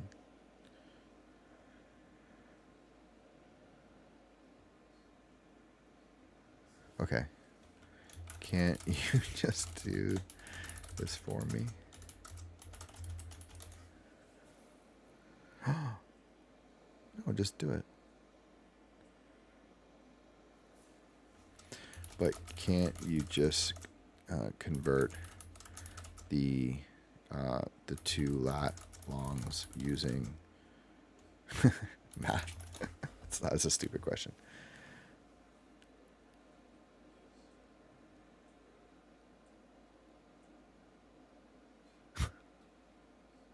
It just did it.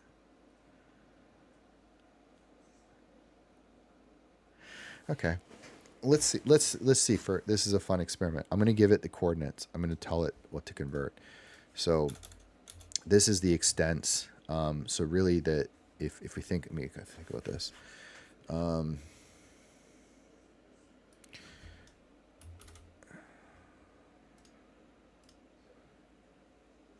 lat, min long.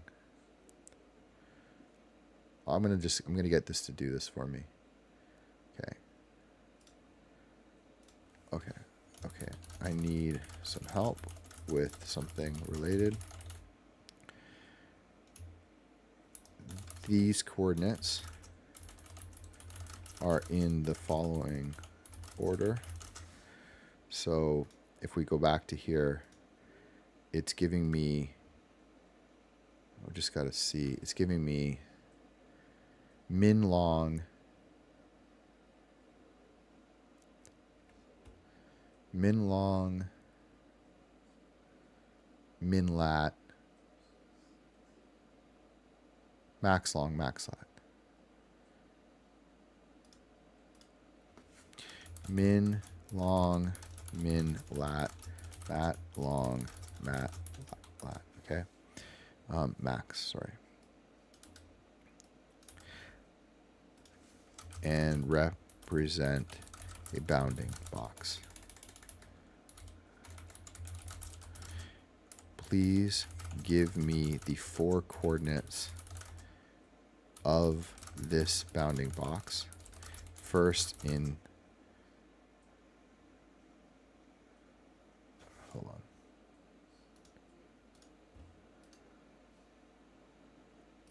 This is more of just my own curiosity.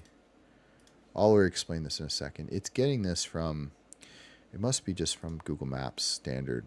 So let's just ask what coordinate system is, yeah, it's Google Maps. Yeah, it's WGS 84. Okay, so let's go WGS 84. So we just want to tell this case. Can we either in WGS 84 and then convert each of these 4 points to this one. Okay. See what it does. Oh, we didn't. Yeah, it's nice. It's smart. It knew I forgot to do it. So this is it.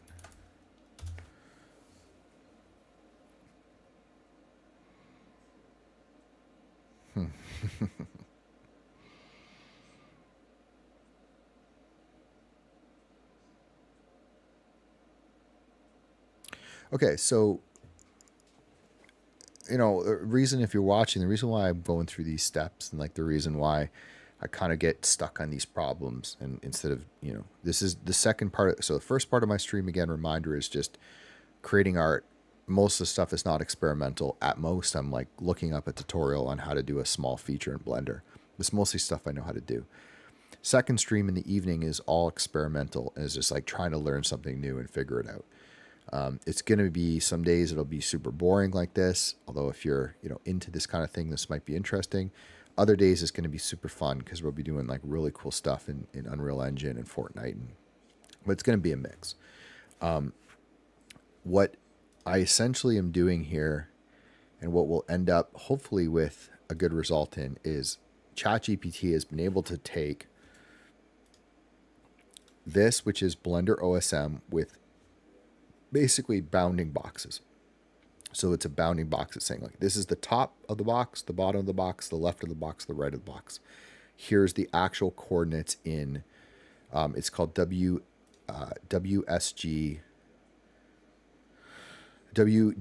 84, which is a projection system that is used to take, our circular round Earth, if you believe that, our circular sphere of an Earth, and project it onto a two-dimensional flat map. And there are different ways to do that. And sometimes you're working in one coordinate system, sometimes you're working the other. And a tool like QGIS, if you are GIS, you went to school for it, you do it professionally, you understand this, you know how to jump back and forth and convert. I'm not, and I struggle in QGIS because it's the worst software ever made. And what I've been doing is saying like, okay, can we just coordinate and we can get this data with ChatGPT? So it was able to take these coordinates, which are just bounding box, they're just the 4 lines, essentially the outside, and first convert that to 4 points, 1, 2, 3, 4. So the corners, the actual lat long of the corners, and then it was able to convert it to the proper format. Now it keeps saying, hey, this is not accurate, this may be wrong. That's fine. You can see they're pretty round numbers, but I don't know. I'm going to put it in and see what it looks like. And then if it turns out that, we'll run the QGIS version and then we'll see. Maybe we get the data a little bit more precise. But my guess is probably going to be pretty close. So we're going to see. And this is probably a complex mathematical equation that QGIS is built on top of, right? So ChatGPT is probably running a similar one. I don't know why it keeps saying for precision, but maybe we're going to find out. But we have our data points, okay? So we're going to copy this into our note just so we have something. So these are the 2 formats. And then just so I don't forget this in the end. So this is the extents in WGS 84. Okay, so we have the extents and then we have our points. So let's go back into QGIS. Let's get our note. I'll bring it off to the side so I can do this. And now I want to go in, which we figured out how to make this, this box manually. And now we want to edit the vertexes, which also QGIS was able, ChatGPT was able to help me with. So now it's even told me bottom left, bottom right. So we just have to see which one is which, and I don't actually know. Okay, so there we go. So we have top left. No, okay, this is going to be probably the mid. So this is bottom left, bottom right, top left, top right, and top left. So to make our life a little bit easier, we're going to switch these top right and top left. So in the future, if we come back to this, we have it in the order. It might not be, it just may be the way I went, but I thought maybe QGIS would have it. So this is my random approximate, and we're going to see the numbers are really close. So we're going to see, we're going to take the top left, and we're going to drop it right here. No, that's bottom. I did that. Oh yeah, bottom left. Okay, bottom left is right. We'll drop that in. We're going to take the other coordinate, which is over here. We're going to drop that in.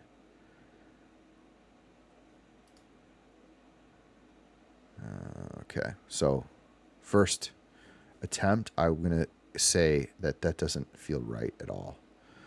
But let's just keep going, because obviously it moved that up here, which is not where it should be. But that's okay. We're going to try it. Bottom right is here. That's the bottom right. So this one and this one. We'll see where it ends up, and then we'll adjust it. Okay, so it went up here. Top left, it's here. So that's, oh wait. Did I mess that up? Yeah, I did.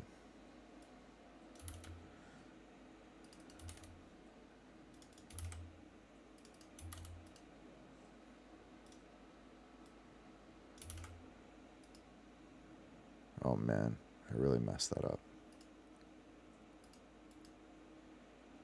Oh yeah, okay, it put it in a really, we'll just keep going. It seems like we're way off. And then top left.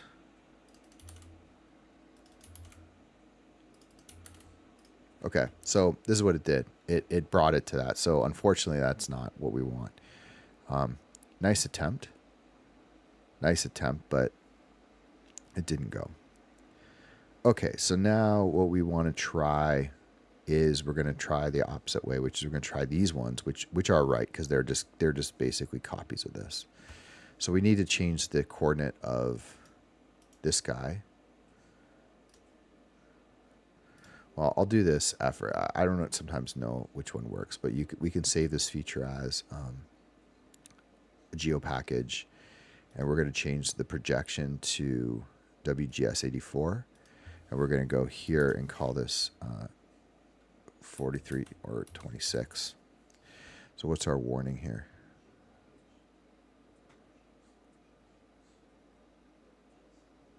Limited accuracy at 2 meters. That's fine.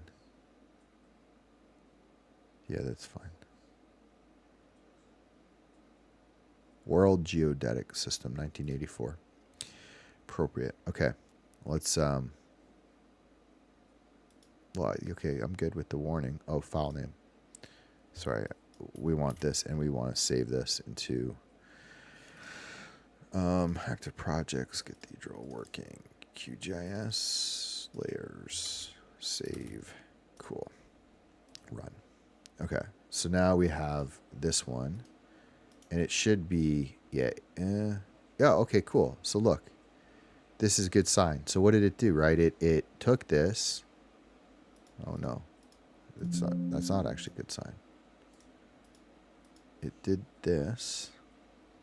It put it in the same spot. Let's go with it for a second. So this one is in the right format.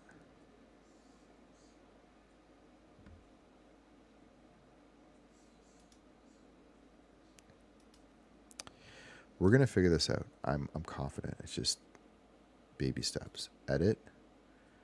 Vertex editor. Oh, no. Right click on editable feature. Okay. Ha. I think this is good. So now we're going to go top left. Okay, sorry. Let's make sure we get this right. This is the bottom left.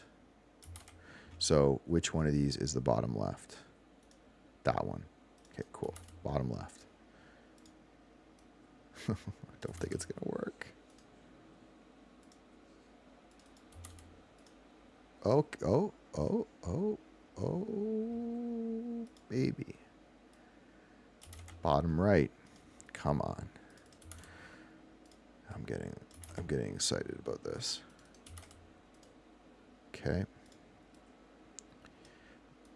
Mike, I'm going to send you this video. I'm sending you this video. If this works, I shouldn't get cocky before it works, but Mike, if this works, you're going to be happy to see this. Mike's the guy that helped me with the QGIS stuff. He's awesome. I used to work with him. Man, is such a good guy, and he's helped me so many times with this. I feel so guilty asking him for help, but he knows just how messy this can be to work with. But he's been teaching me, and we were talking about this of how to get a perfect square file that you can use, and we're coordinate systems and all this stuff. But that's it. That is literally it right there. That is exactly what we want. So with a pretty high degree of certainty, I can say that AOI is the exact same as this AOI. So now the last step is, just to basically clip. So we have to bring now, okay, so see how the coordinate system, right, is in a different coordinate system than this. This is our project. So now what we're going to do is we're going to take this file again, okay, and we're going to export it, save it. It's a geo package. We're going to change this to 26912. We're going to change this to 26912. We're going to go to the file name. We're going to put it here, and we're going to change this to 26912. Hit save. And we're going to run. And now we're going to turn this off. And now we can say that this file right here is the same coordinate system as this. And if everything goes well, I should be able to export this file. Well, actually, I don't want this one. I want this one. I should just be careful. This is the high quality.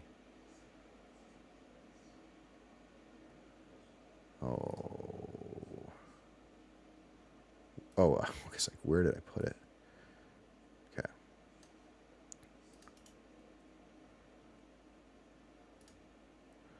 Okay, let me just make sure I get this right. Okay, so this here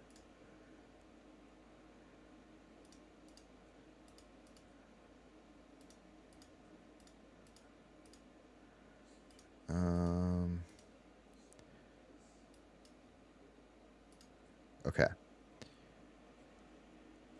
Mike's yelling at me to save this in my mind.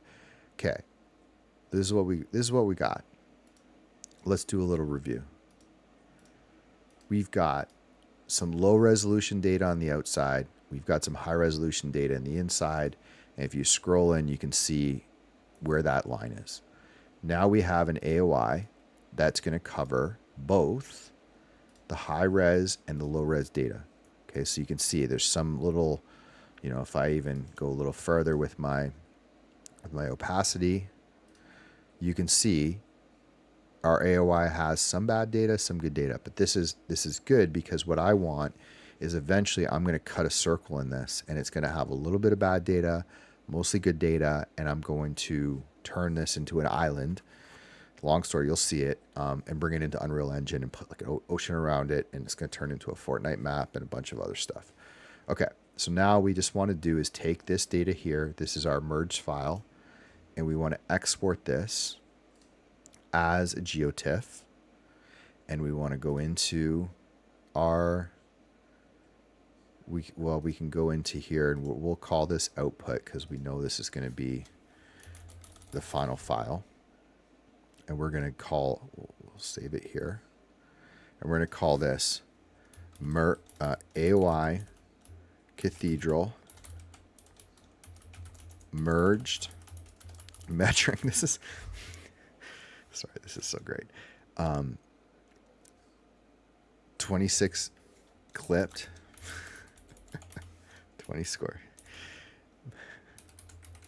When Mike and I used to work at this company, I won't say it, we used to joke because I'm like non-GIS guy, so I'm like, why is all the file names like insane? This is crazy. Like, how can we possibly work when we're looking for files and it's like the names are insane? And it was just sort of like a weird, and the GIS guys are like used to this, so they're kind of, they agree that you gotta name things right, and these overcomplication, it seems overcomplicated, but now I kind of learned my lesson, right? Because what this is an AOI of Cathedral. It's merged, so it has radar and LiDAR data, and its metric system, because we had to convert it from kilometers or from miles to kilometers, because the freaking region in Sedona uses the miles for their LiDAR data.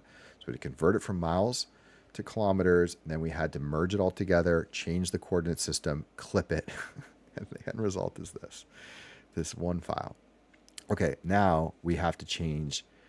Oh, and by the way, we had to like manually force the resolution of this to be the same, which is too technical to explain. But okay, we're going to change the layer extent from this AOI. So we're going to go AOI Cathedral 26912. So what we're doing is we're exporting this file, the one that we have right here, but we're clipping it to this. And I'm worried a little tiny bit that it's hard to tell. It looks to me like that inner square is like a little tilted from the other one, but it's going to be close enough, I think, to work with. Okay. Close this one away. Close this one away. What did we get? We got a damn square. That's not what we wanted. Oh, no, we did. Yeah, we got it. Okay, sorry. Yeah, so this is what happened. We got it really close, but see this little slant? I don't know what that comes from, to be honest. That might just be part of the math for converting it. So I don't know if this is going to cause a little bit of issue when we bring it in. But I think worst case, I'm sure we can come up with a solution to kind of clean that up a little bit. Okay, but we're in a really good spot. So now watch this. If we go in here and we go into Blender, we take this file, and we literally, I mean, we could probably do it. Is this being displaced? No. I'm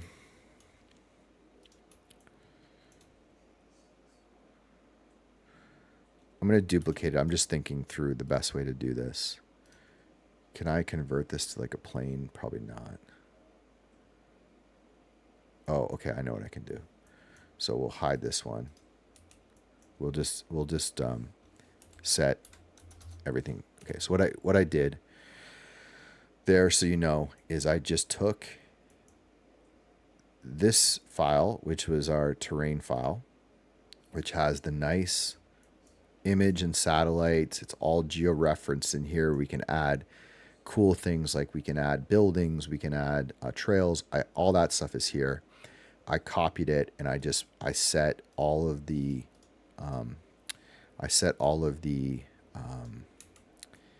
faces to flat. So I just flatten it out. It's really what I did. Now I'm going to go in, and I'm going to I'm going to go in. I'm going to add a modifier, this is just giving it more detail. I think you can see it no, you can't. So it's just giving there more detail to the terrain, and I don't know if this is enough, but we'll change this after.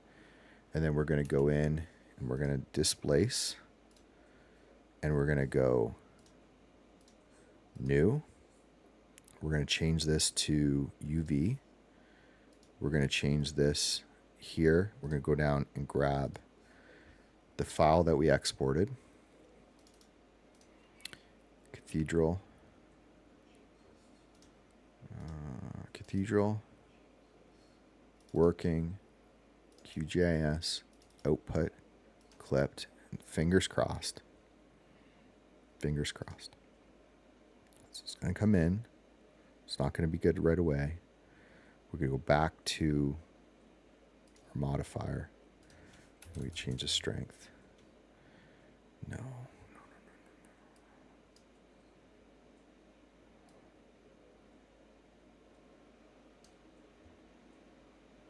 Oh, okay. Yeah. I know what this is.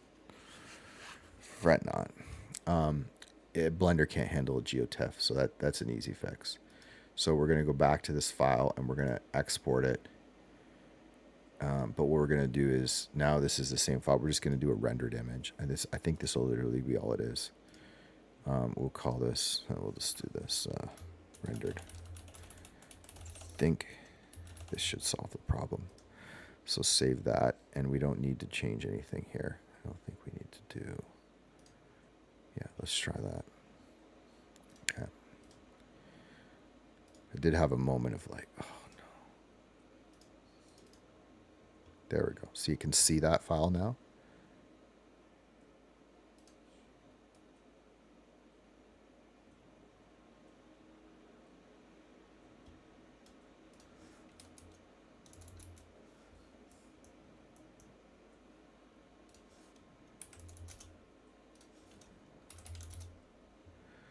Look at that. Now, it doesn't look that good, but watch.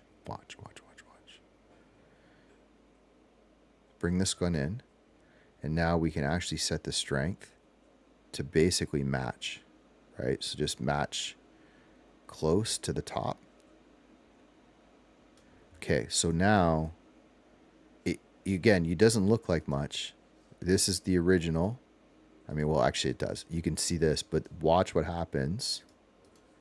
First, I mean, I'm going to add even more detail to the string. Just wait. And this I'm going to fix. I know how to do that, but watch this.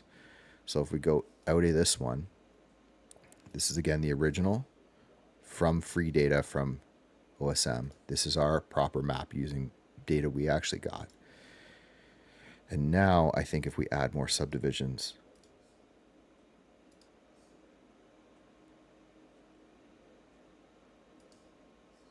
probably here is good enough. Now, look at the difference. That's it right there. So we just went from this file right here to this file. That's the difference between free, crappy radar height data and paid proper LiDAR data right there. And now, since we have the same file, and it's going to be really close. We may find out that it's slightly off, but I feel like it's going to be right on. We can always adjust it. I'm going to go into this file and this file, and I'm going to link the materials. And now we're going to see if this one got the same material as this one. And look at that. So now we have a high resolution actual height map with actual real, again, when you put an image over something, it doesn't always look, as, it looks like there's more detail here than there is. But when you really look at the terrain and you look at this right here, with that level of detail, and then you drop in our satellite map, it lines up. And now we have the same problem up here, which is fine. We're going to fix that. We just have, a bunch of shadowing, which is an issue we can fix. We have a bunch of displaced, but we're really, really, like, I can't even tell you, we're in a really good spot. And now, this is where it gets really fun. So now, remember, we've got a lined up file in QGIS, which means that we can do just about anything in here. We can download different satellite data. We pay for it. I might go back to my old company and acquire some really good data here, maybe with low shadows. We can bring in just about any possible file into here. And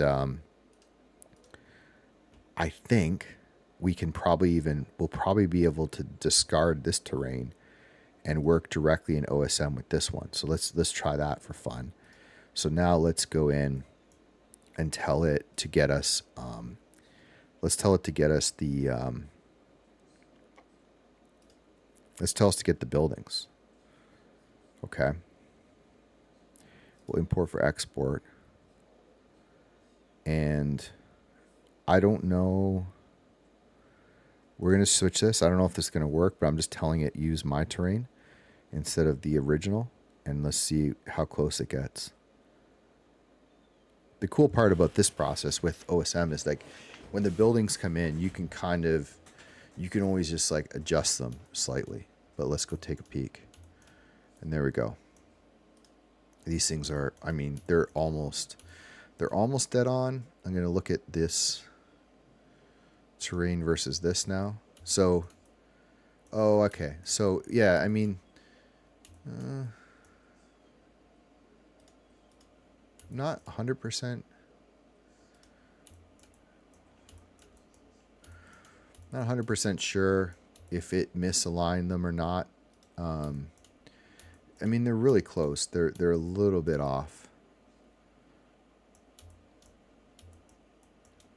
You know, you can see the satellite, like, here's the building. You know, it's off a bit.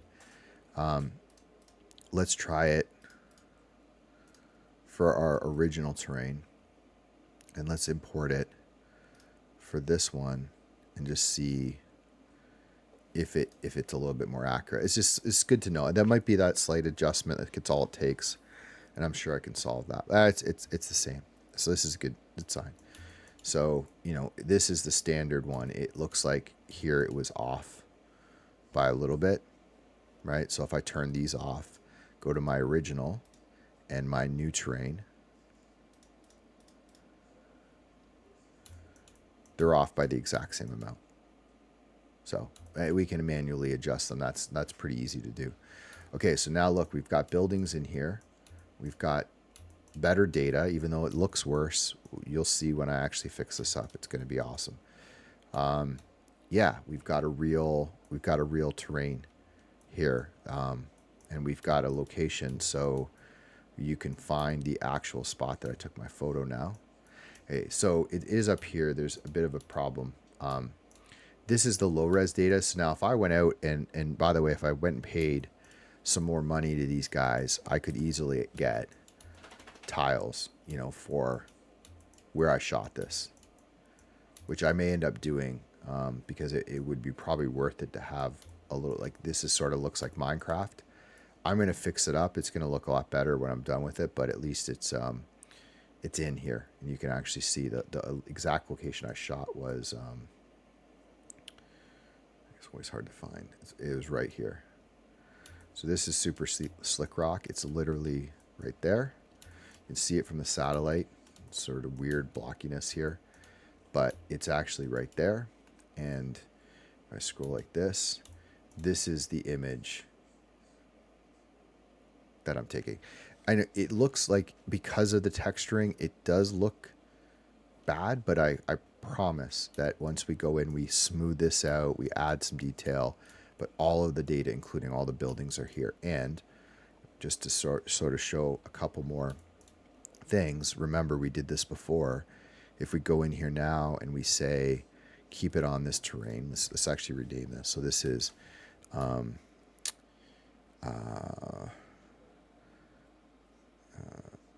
merged. Well, you know, if we want to be accurate, we could change that. We'll call it merged high res QGIS, something like that. And this is low res OSM. So now if we tell it use this good data, because it's lined up already, we've lined it over top, we can now tell it import a file. Oh, it's interesting. We can grab pretty much any files. So let's go grab the GPX files that we had before. So let's go into Cathedral working QGIS. I know I don't think I moved them. Yeah. Okay. So here's Cathedral Rock. Let's grab super secret slick rock and grab that one first. And then let's grab Cathedral Rock and import that one. Now look, we've got proper trails all lined up going into the mountains. We've got trail going to super slick rock right across here. And we go into here again. Remember, this terrain is low res, but we're going to fix that. You know, if you go over here and you look at this, we've actually got proper trail map going through the back of Cathedral Rock. Okay, this is exciting. Okay, so now the third tool that I've kind of been introducing, you saw here when I imported this. This is the original file I had, which is fine. There's nothing wrong with this one, but it's a bigger AOI. So what I'm going to do is I'm going to just replace the original. So this is the original file. I'm going to replace this with, I'll just kill this for a second. Let's pin here. Replace this with my new file that I just exported. Layers, output. And now QGIS, or sorry, Gaia can handle a full file, even though it looks like it's there. So there it is. So now we have the terrain. Basically, this should be, if I was to, let me see if I can get a 2D view. Let's see if we can get Blender going with a 2D view.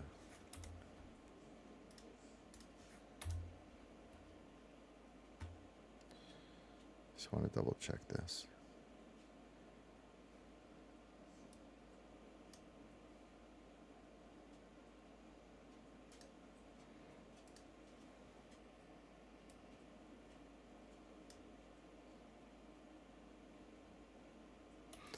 See this? So we now have basically the same file. The only difference, like here is the lighting is different, but this is essentially exactly the same file. So now I can manipulate and work with these, make changes in Gaia that I can bring into to Blender, changes in Blender. With Gaia, I can go back and forth, and I can really do a lot of detail with this. So to give you a little preview, because it should probably work pretty well.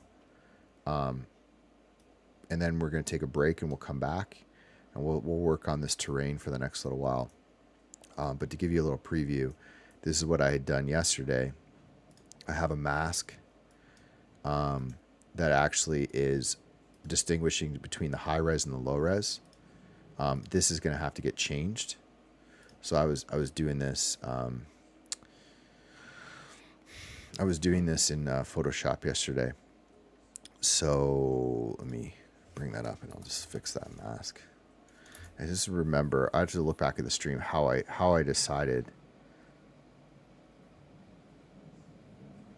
Oh, okay, I think I remember. I did something. I exported.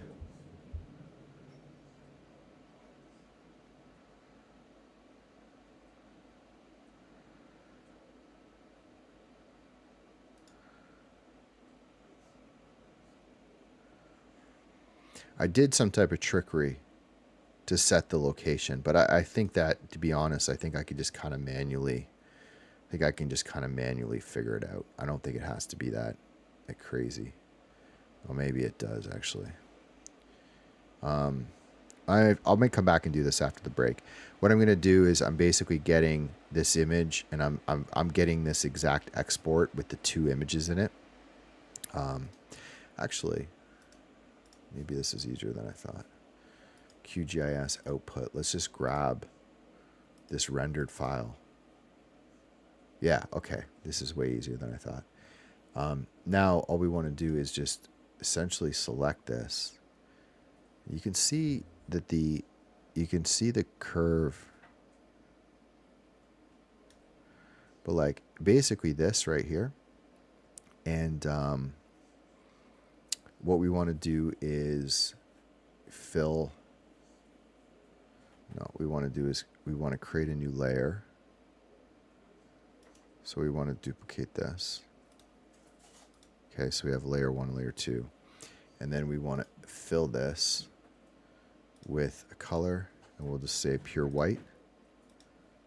Okay, so that's that. And then we want to change this layer, and we want to fill it, get rid of our, here. We want to fill this to pure black. Oh, we did that wrong. So, okay, hold on.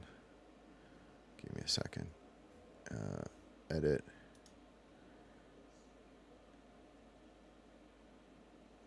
Inverse. Delete. Okay, cool. Now this layer. Now edit. Fill. Color. Pure black. Okay. And now take this layer, and all we wanted to do is we want to do a little blur, a little Gaussian blur. And I think probably the pixel amount we'll see, but we don't need a lot. What we're trying to do is just make sure that there's no harsh lines on here. So now if we export this as a PNG file, and we call it island mask, but oh no, not island mask. It's going to be called radar lidar mask. And then we go back into to Gaia. We can change this mask to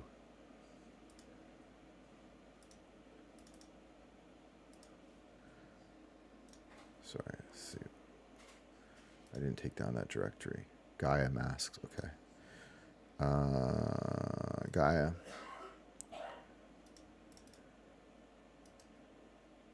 Was it output?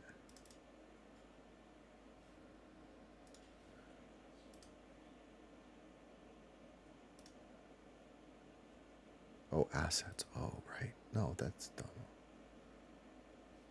That's dumb. That's not where we want that. We want this in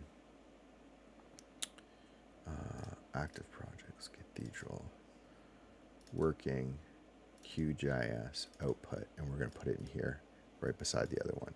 So we're going to say this mask, okay? And then we go back in here, and we can just go to that same spot, working, QGIS, output, and then we'll grab the mask.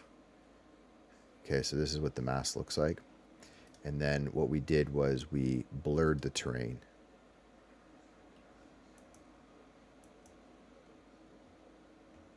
I think it's just processing. Get rid of this curve.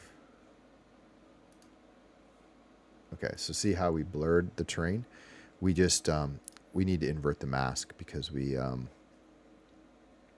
flipped the blacks and the whites. And then here.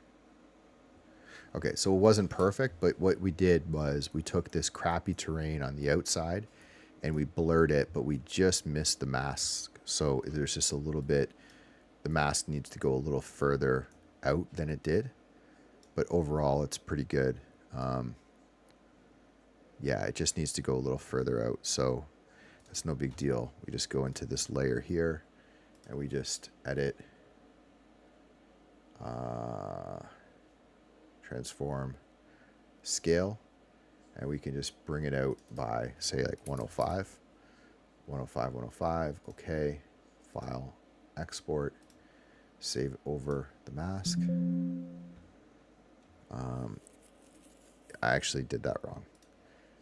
Edit, undo, edit. We want to go in because the white part is the good terrain, and we're actually weren't masking enough of it. So we want to go like 95, in, export. Quick export as PNG. Mask the output. That's fine. Go back in, reload this file. Go back and see. Okay, so this looks better. So now you kind of see, I mean, there is still a little bit here, but maybe we just need to make that mask a little bit more, you know, maybe move it a little bit more and make it a little less harsh, but it's pretty good. And what all this is doing is this it's blurring all of these things. So you remember how there was like these crazy pieces? That's just the way that that terrain comes in because we rescaled them together. So what we're doing is we're just bringing this up until we get a little bit of that, those kind of, yeah, we get it look flat. So now it still looks, you know, it's like, okay, there's not a lot of detail here, but the general elevation of the terrain is correct. So even though there's nothing going on in here in terms of detail, we have actually, you know, we actually have the elevation correct. And when we look at our spot where we shot, it's basically back here, right there. And yeah, it looks, there's not much to it, but we can now start to do these nodes that I've already messed around with, and they're going to take a second to process. I've already kind of done this, and I've just added some erosion and some stratify and a bunch of cool stuff to the terrain.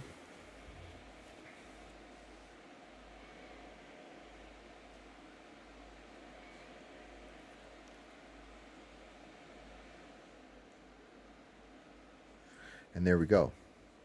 So now we actually have some actual, you know, textures and stuff on this side. And this is just the beginning. I'm just experimenting with this, but we actually have a reasonable terrain now that is very high resolution in here, low resolution here, but we can add a bunch of procedural details, and it's fully synced up with Blender so that if we want to fix this stuff going on, or we want to sculpt it potentially, you know, make the terrain a little bit more detail, we can do that. And just to demonstrate one last thing, we now have, so, you know, we have two-way kind of communication between these two, excuse me. But to show you this file, I mean, I could manipulate this in Blender in any way I want. So for example, now that I have some satellite data and I know where my location is, I could go down here and I could say, okay, I know what this looked like. I know, have Google Maps. I can kind of like decide. I can actually, well, you know, even further, I could probably bring in actually the Google Maps data as well, or the Google Earth, and I could use certain parts of this and cut it out and say, oh yeah, this data is better over here, so I'll sculpt the terrain to make it work. Or I could just go in and use like the sculpt mode, and I could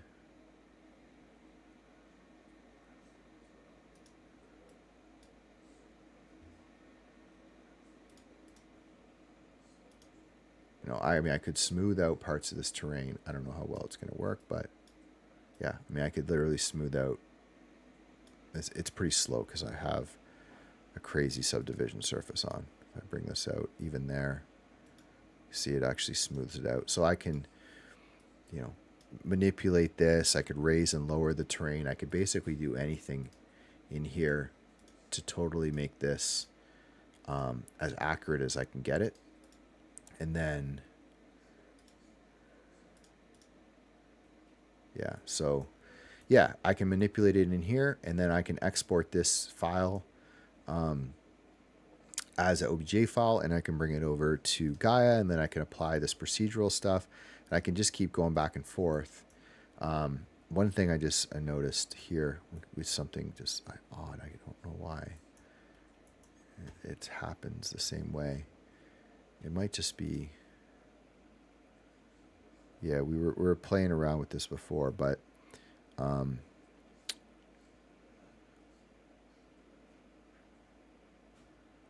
wonder if I can match this.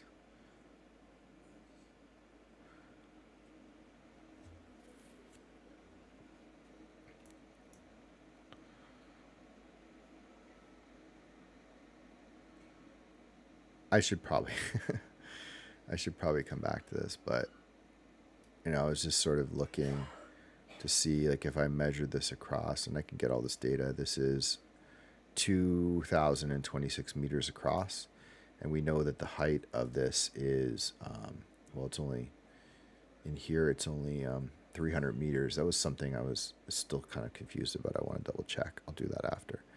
But if I just double check in Gaia, so 2200, yeah, 20.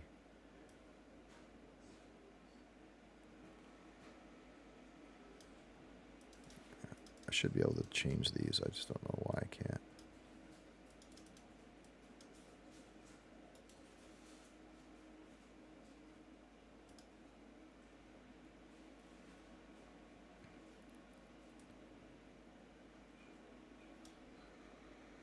Okay, there we go. And it's a little better. It's just getting the scale right, so the difference between the height and the actual length of the terrain. So you're just telling Gaia, hey, there's 300 meters of elevation here.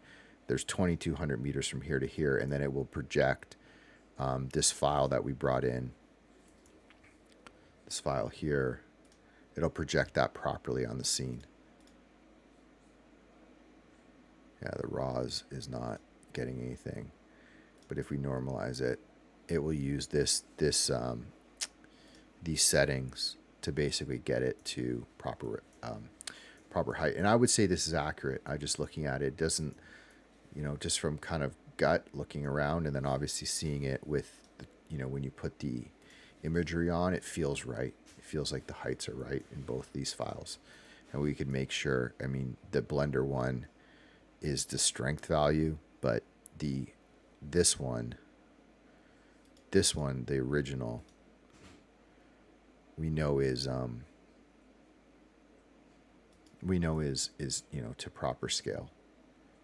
You can see it does have some more scale on the side, I think, than this one. Oh, interesting. So that's something that we want to. Yeah, so that's like something actually we would want to adjust and see is why that really should be.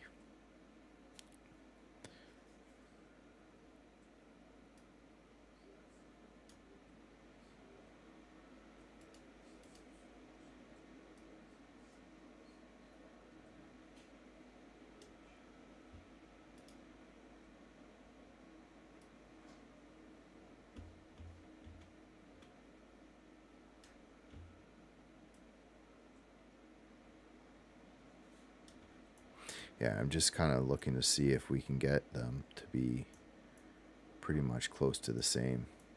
This looks like it's got a little bit more elevation. It may be that the other one is wrong, but anyway, we're just trying to get it to look fairly close. So now it's a little bit more lined up, and you can just see the detail kind of coming through. It's not making massive difference, but noticing over here that this data is actually better. So something to think about. Okay, I feel really good. There's a few things when we come back from the stream. One, going backwards, I talked to Mike about this, but the low res data I had I may have screwed something up, or it may just not be as good as I thought, because this low res data, which I have is a file, seems to be better in the corners than this one. So if we kind of go here, this is merged. Maybe it's not. Maybe I made that up. Yeah, maybe I made that up. But it is slightly off. It's just slightly, we just have to adjust it. But basically, when these two are accurately, like when these two are the same, we're going to have the proper correct data. So when I come back, there's a couple things to do. And, one is make sure that this terrain and this terrain are as close as possible to each other, because it's going to help us across the board. And then the other thing to do is see if we can fix some of these. We want to try to fix these faces in this data, because if we can fix these faces, we can then bring that into Gaia, and we can actually do a lot more in terms of fixing up the the terraces and stuff in here than we could if we didn't. So we'll do that, and then I'll try again to kind of get something that's pretty close, pretty good, and I'll bring it into Unreal Engine, and we'll actually see how it looks in that tool. So stay tuned. An hour left. I'll be back in a second.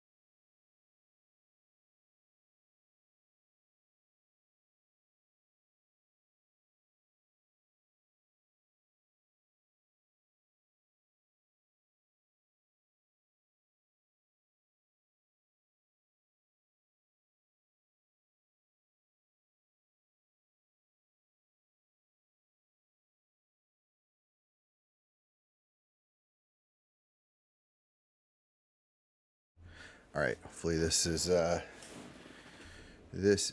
good. What was that? Oh, that's from okay.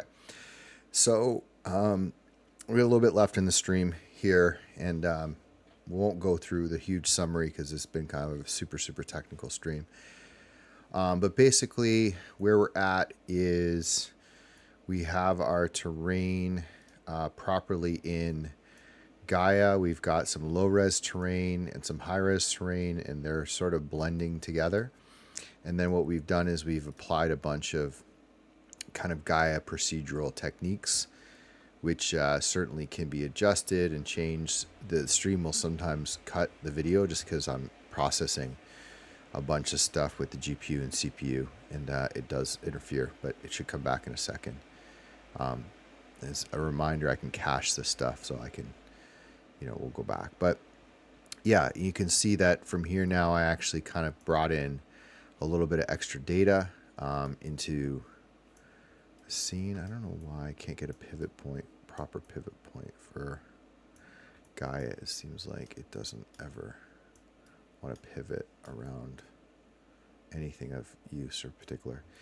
That's annoying. But does it use? Yeah, I can use. Okay, I can use WGS. Okay, there we go.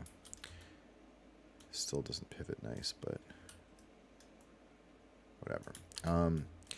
Yeah, so we've got something here that's we can really start to kind of work on with details.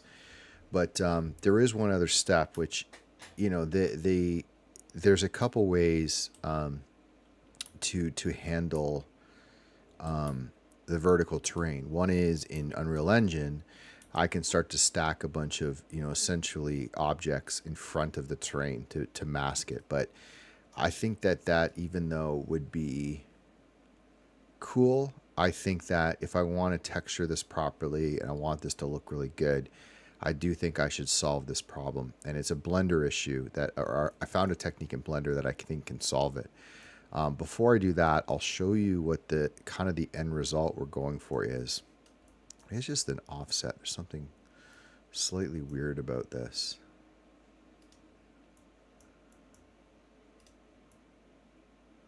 Like how to change. Just give me a second.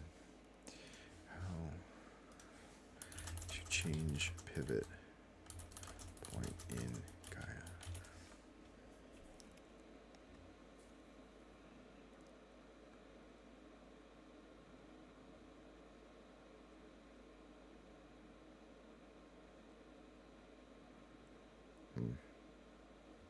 Maybe there's nothing I can. No, it's no Gaia.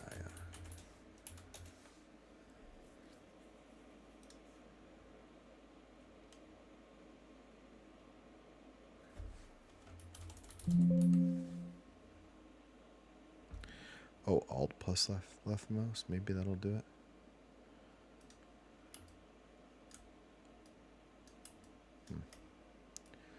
Let me just maybe I messed up the setting.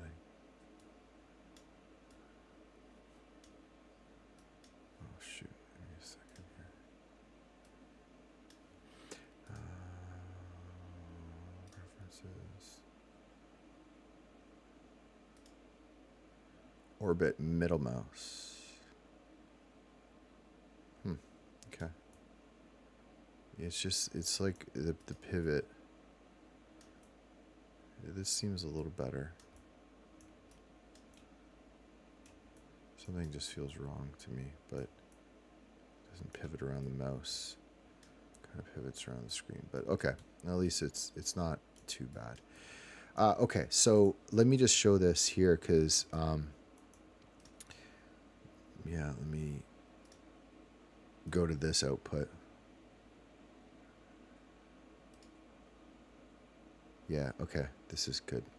Okay, so I think this sort of represents the idea that we're trying to get to, is we're trying to get something that looks fairly good detail, even though there's lower details kind of on the outside.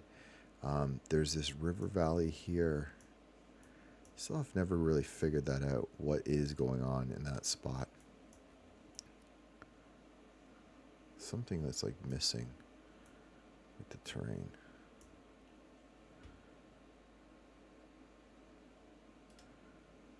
What is that? Is that where that is?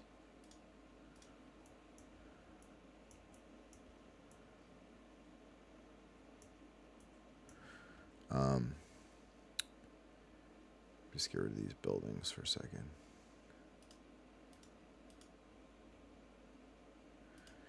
Yeah. Okay. I think it's just this. It sort of drops down into this riverbed, and I think I remember from the terrain that it's just sort of this area here. It drops down with the road, and then it's just this whole river valley is really flat. So it actually makes sense. It seemed odd to me. In Gaia, it does seem like there's nothing going on there. But I think it's just a scale problem. I don't quite realize where it is. Still, something seems wrong though to me.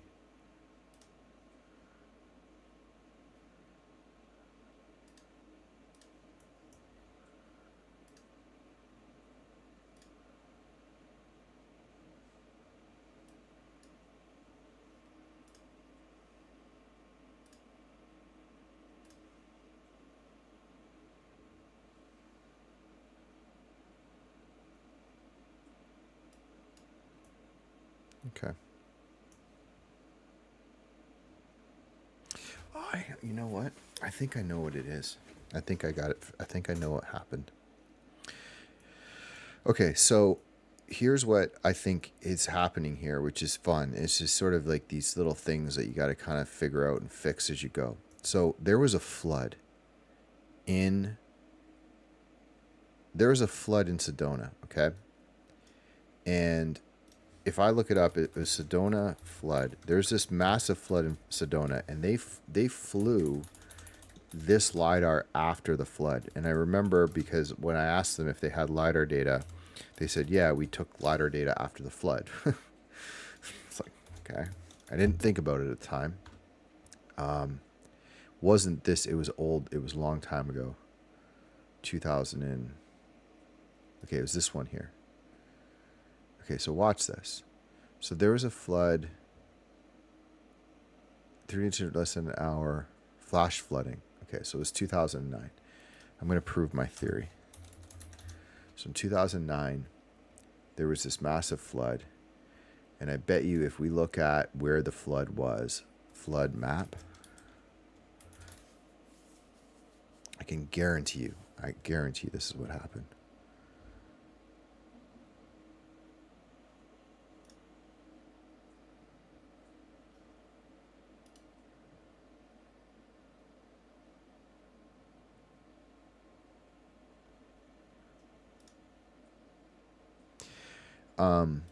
This is it. I'm trying to find a map, and I don't know if I'm going to be able to find one, but you can simulate this in Gaia. Like, by the way, you can tell like what would happen if there's a lot of water. I can almost guarantee you that this got flooded out. Because if you think of a map and you look at this area, you look at this, you go, where would there be a flood? You have a huge river coming through here. The water's flowing down. All this area is flat. My guess is this all flooded. My guess is these buildings probably got rebuilt since then. I remember being there, and I don't remember there being much. It was sort of like, yeah, like a little outpost, a camp. I bet you this whole area got flooded out. And I bet you that's what happened. And I bet you the LiDAR data that we have, I bet you this gap was water. And they flew this either after it flooded or during the flood, and this was all water, and it's totally killed our data in this location. Because if you go to and you close this and you bring up this radar data, and we just sort of hide our OpenStreetMap, you can actually see there's detail in here. But if you bring up our LiDAR data, there's no detail. So look at how much detail is along here. Close it. Now look at the detail in here, you can actually see the pixel changes. And nothing. You can see it 100%. All this is dark, and there's just a little bit. So that's why we have the terrain like that. So it goes to show you, like, without the detail, that sometimes you have to go into getting this proper, because now you kind of, not that it's back to the drawing board, I kind of know how to do this, but now it's like, okay, we have to actually get better data for that part of the scene. And if you even go to this data, you can see there is some elevation going on in this one. By the way, I just wanted to quickly try something. Add subdivision surface. Yeah, there's not much here. This is pretty low res data, but yeah.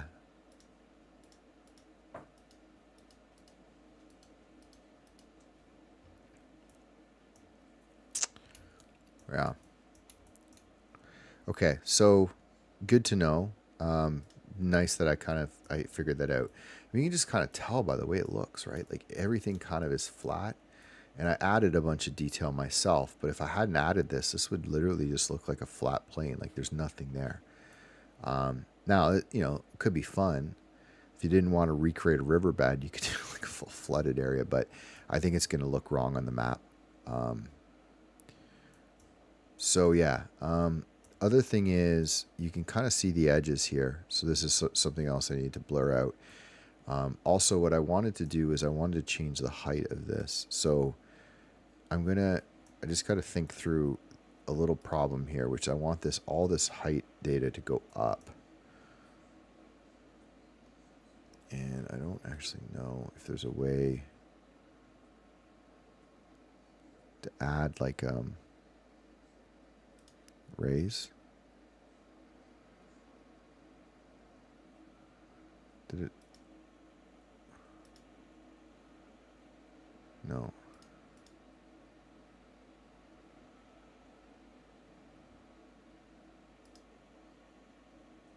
Oh, interesting.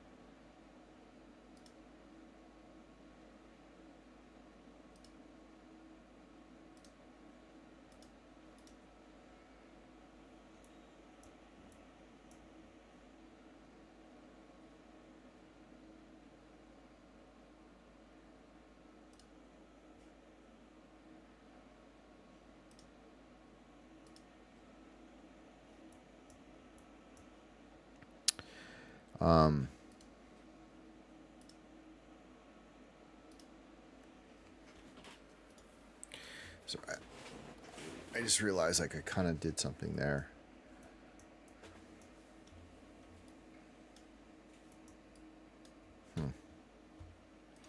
Just out of curiosity, if I take this data.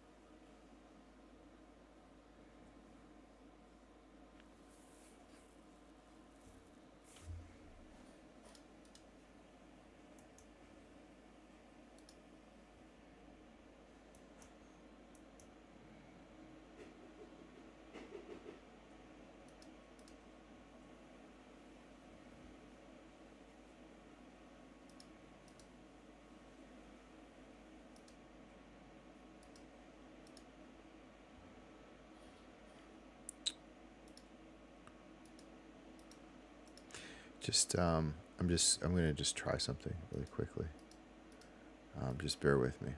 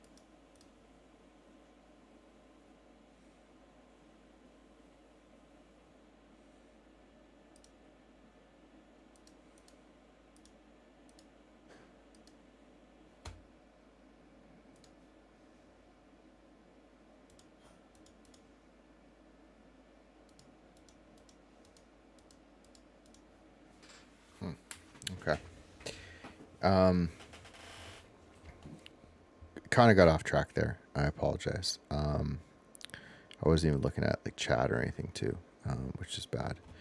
Where were we? Okay, so basically, like what's going on in my head and how I'm kind of thinking through this problem is now I'm dealing with like, okay, I actually have something here. Let's just go back to, where it was, right? This is the file. That's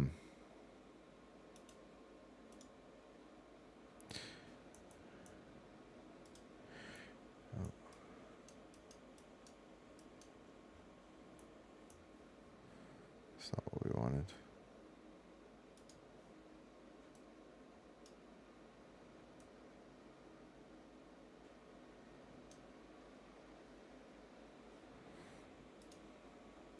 Like we actually have something here in terms of a good train.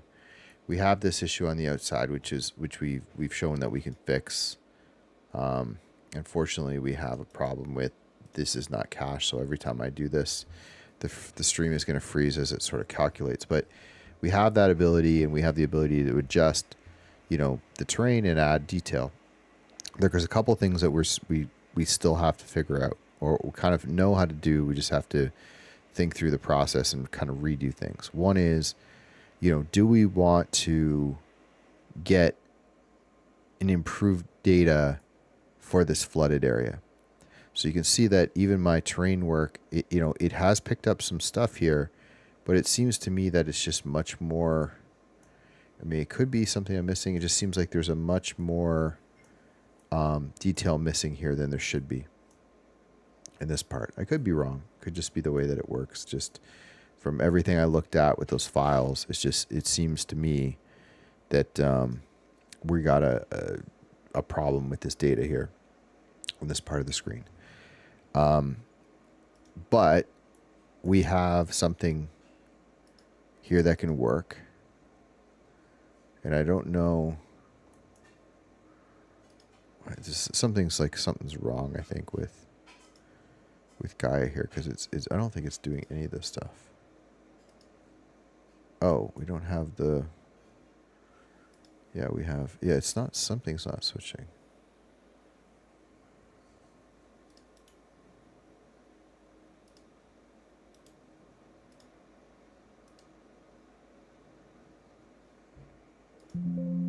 Something's not working with Gaia. Yeah, so we have, it in here. We have the ability to rerun it. We have this thing, which is a huge breakthrough, which is we've got, actual terrain data in here. Just looking at this one, we have actual terrain data in here, which has, let's go up, up, up, up, which has not only, this level of detail. So yeah, this is the kind of the waterbed. Maybe it's not. Maybe it does have some data. Maybe there was a flood. You can see the water sort of crisscrossing through there. Maybe it's not that bad.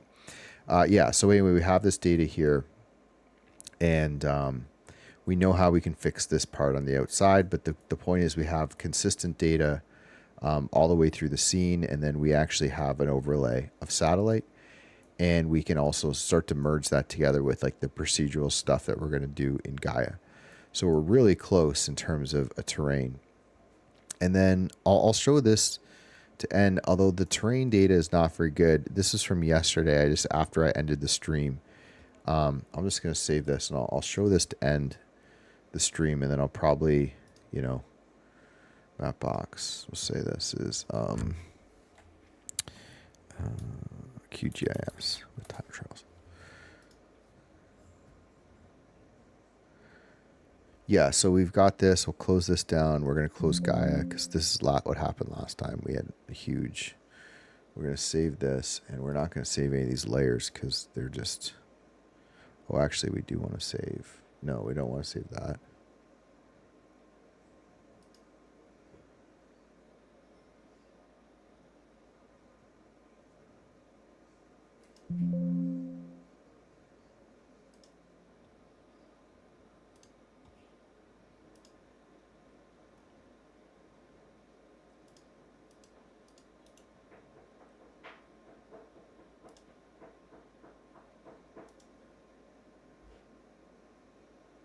Okay, we already have that one. Okay, everything else is fine. Okay, and then we have, close this down, close Photoshop. So like we've got like all the components that we need, and we just need to pull together this all now into like one really good terrain. What I'll show you before I shut down the stream is what the possibilities are, I guess, maybe, or kind of how quickly this can get really good in Unreal Engine when we actually have real data properly calculated with real resolution. You can kind of imagine this with just, this is with kind of the bad data without the anything fixed. There's no detail here, but you gotta get a feel for what's possible. I'll just close other windows. So this hopefully doesn't crush the stream too much. And by the way, I forgot what day it was. I thought it was Friday today, so I'll be streaming tomorrow and working on this stuff. So I think pretty safely, I feel good about by the end of the week, we can have something really, really good running. Oh, and I lost my webcam. That's okay. Just a heat problem.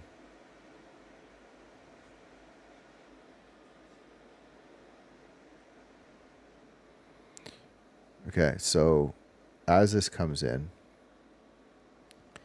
this is Cathedral with not good data, but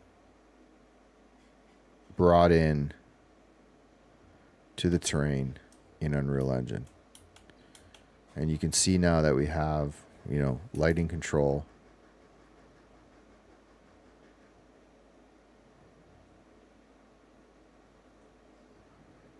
We even have, you know, some control of the fog.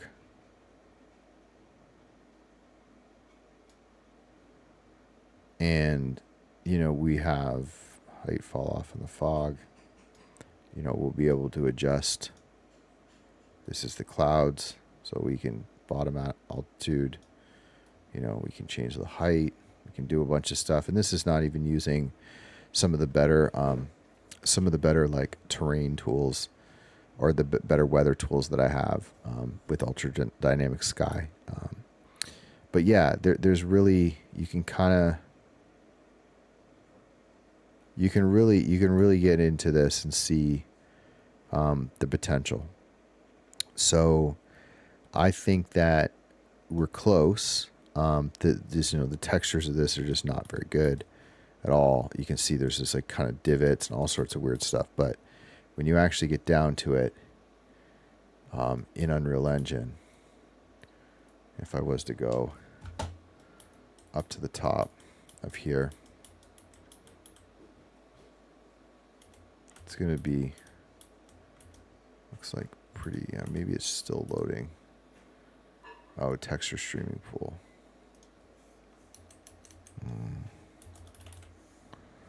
What is that command?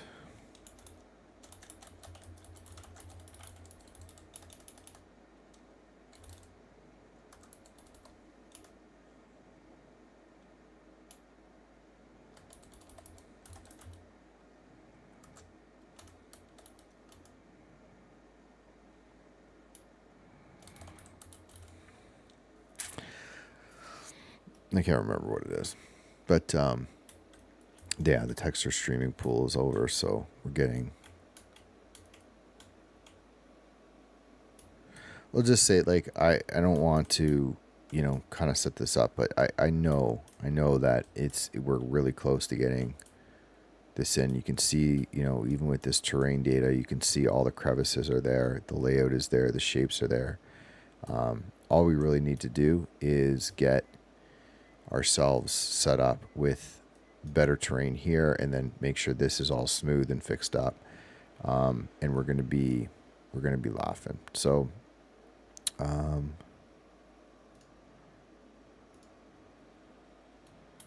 Seeing if anything changed here with this. I think it's, yeah, the material needs rebuilt. There's a bunch of issues. Yeah, so we're coming along. I luckily I have an extra day, so I thought it was Friday. It's actually Thursday, so I'll be back streaming tomorrow morning, finishing the or working on the Blender render for the meme card, and then I'll come back in the afternoon, and hopefully have this up and running and ready to rock. And then by the weekend we'll be pumped to see, our character running around here in Unreal Engine with some real data, some real trails, some cool stuff. So thanks for joining. I'll be back tomorrow at 5 a.m. Eastern, and we'll talk to you soon.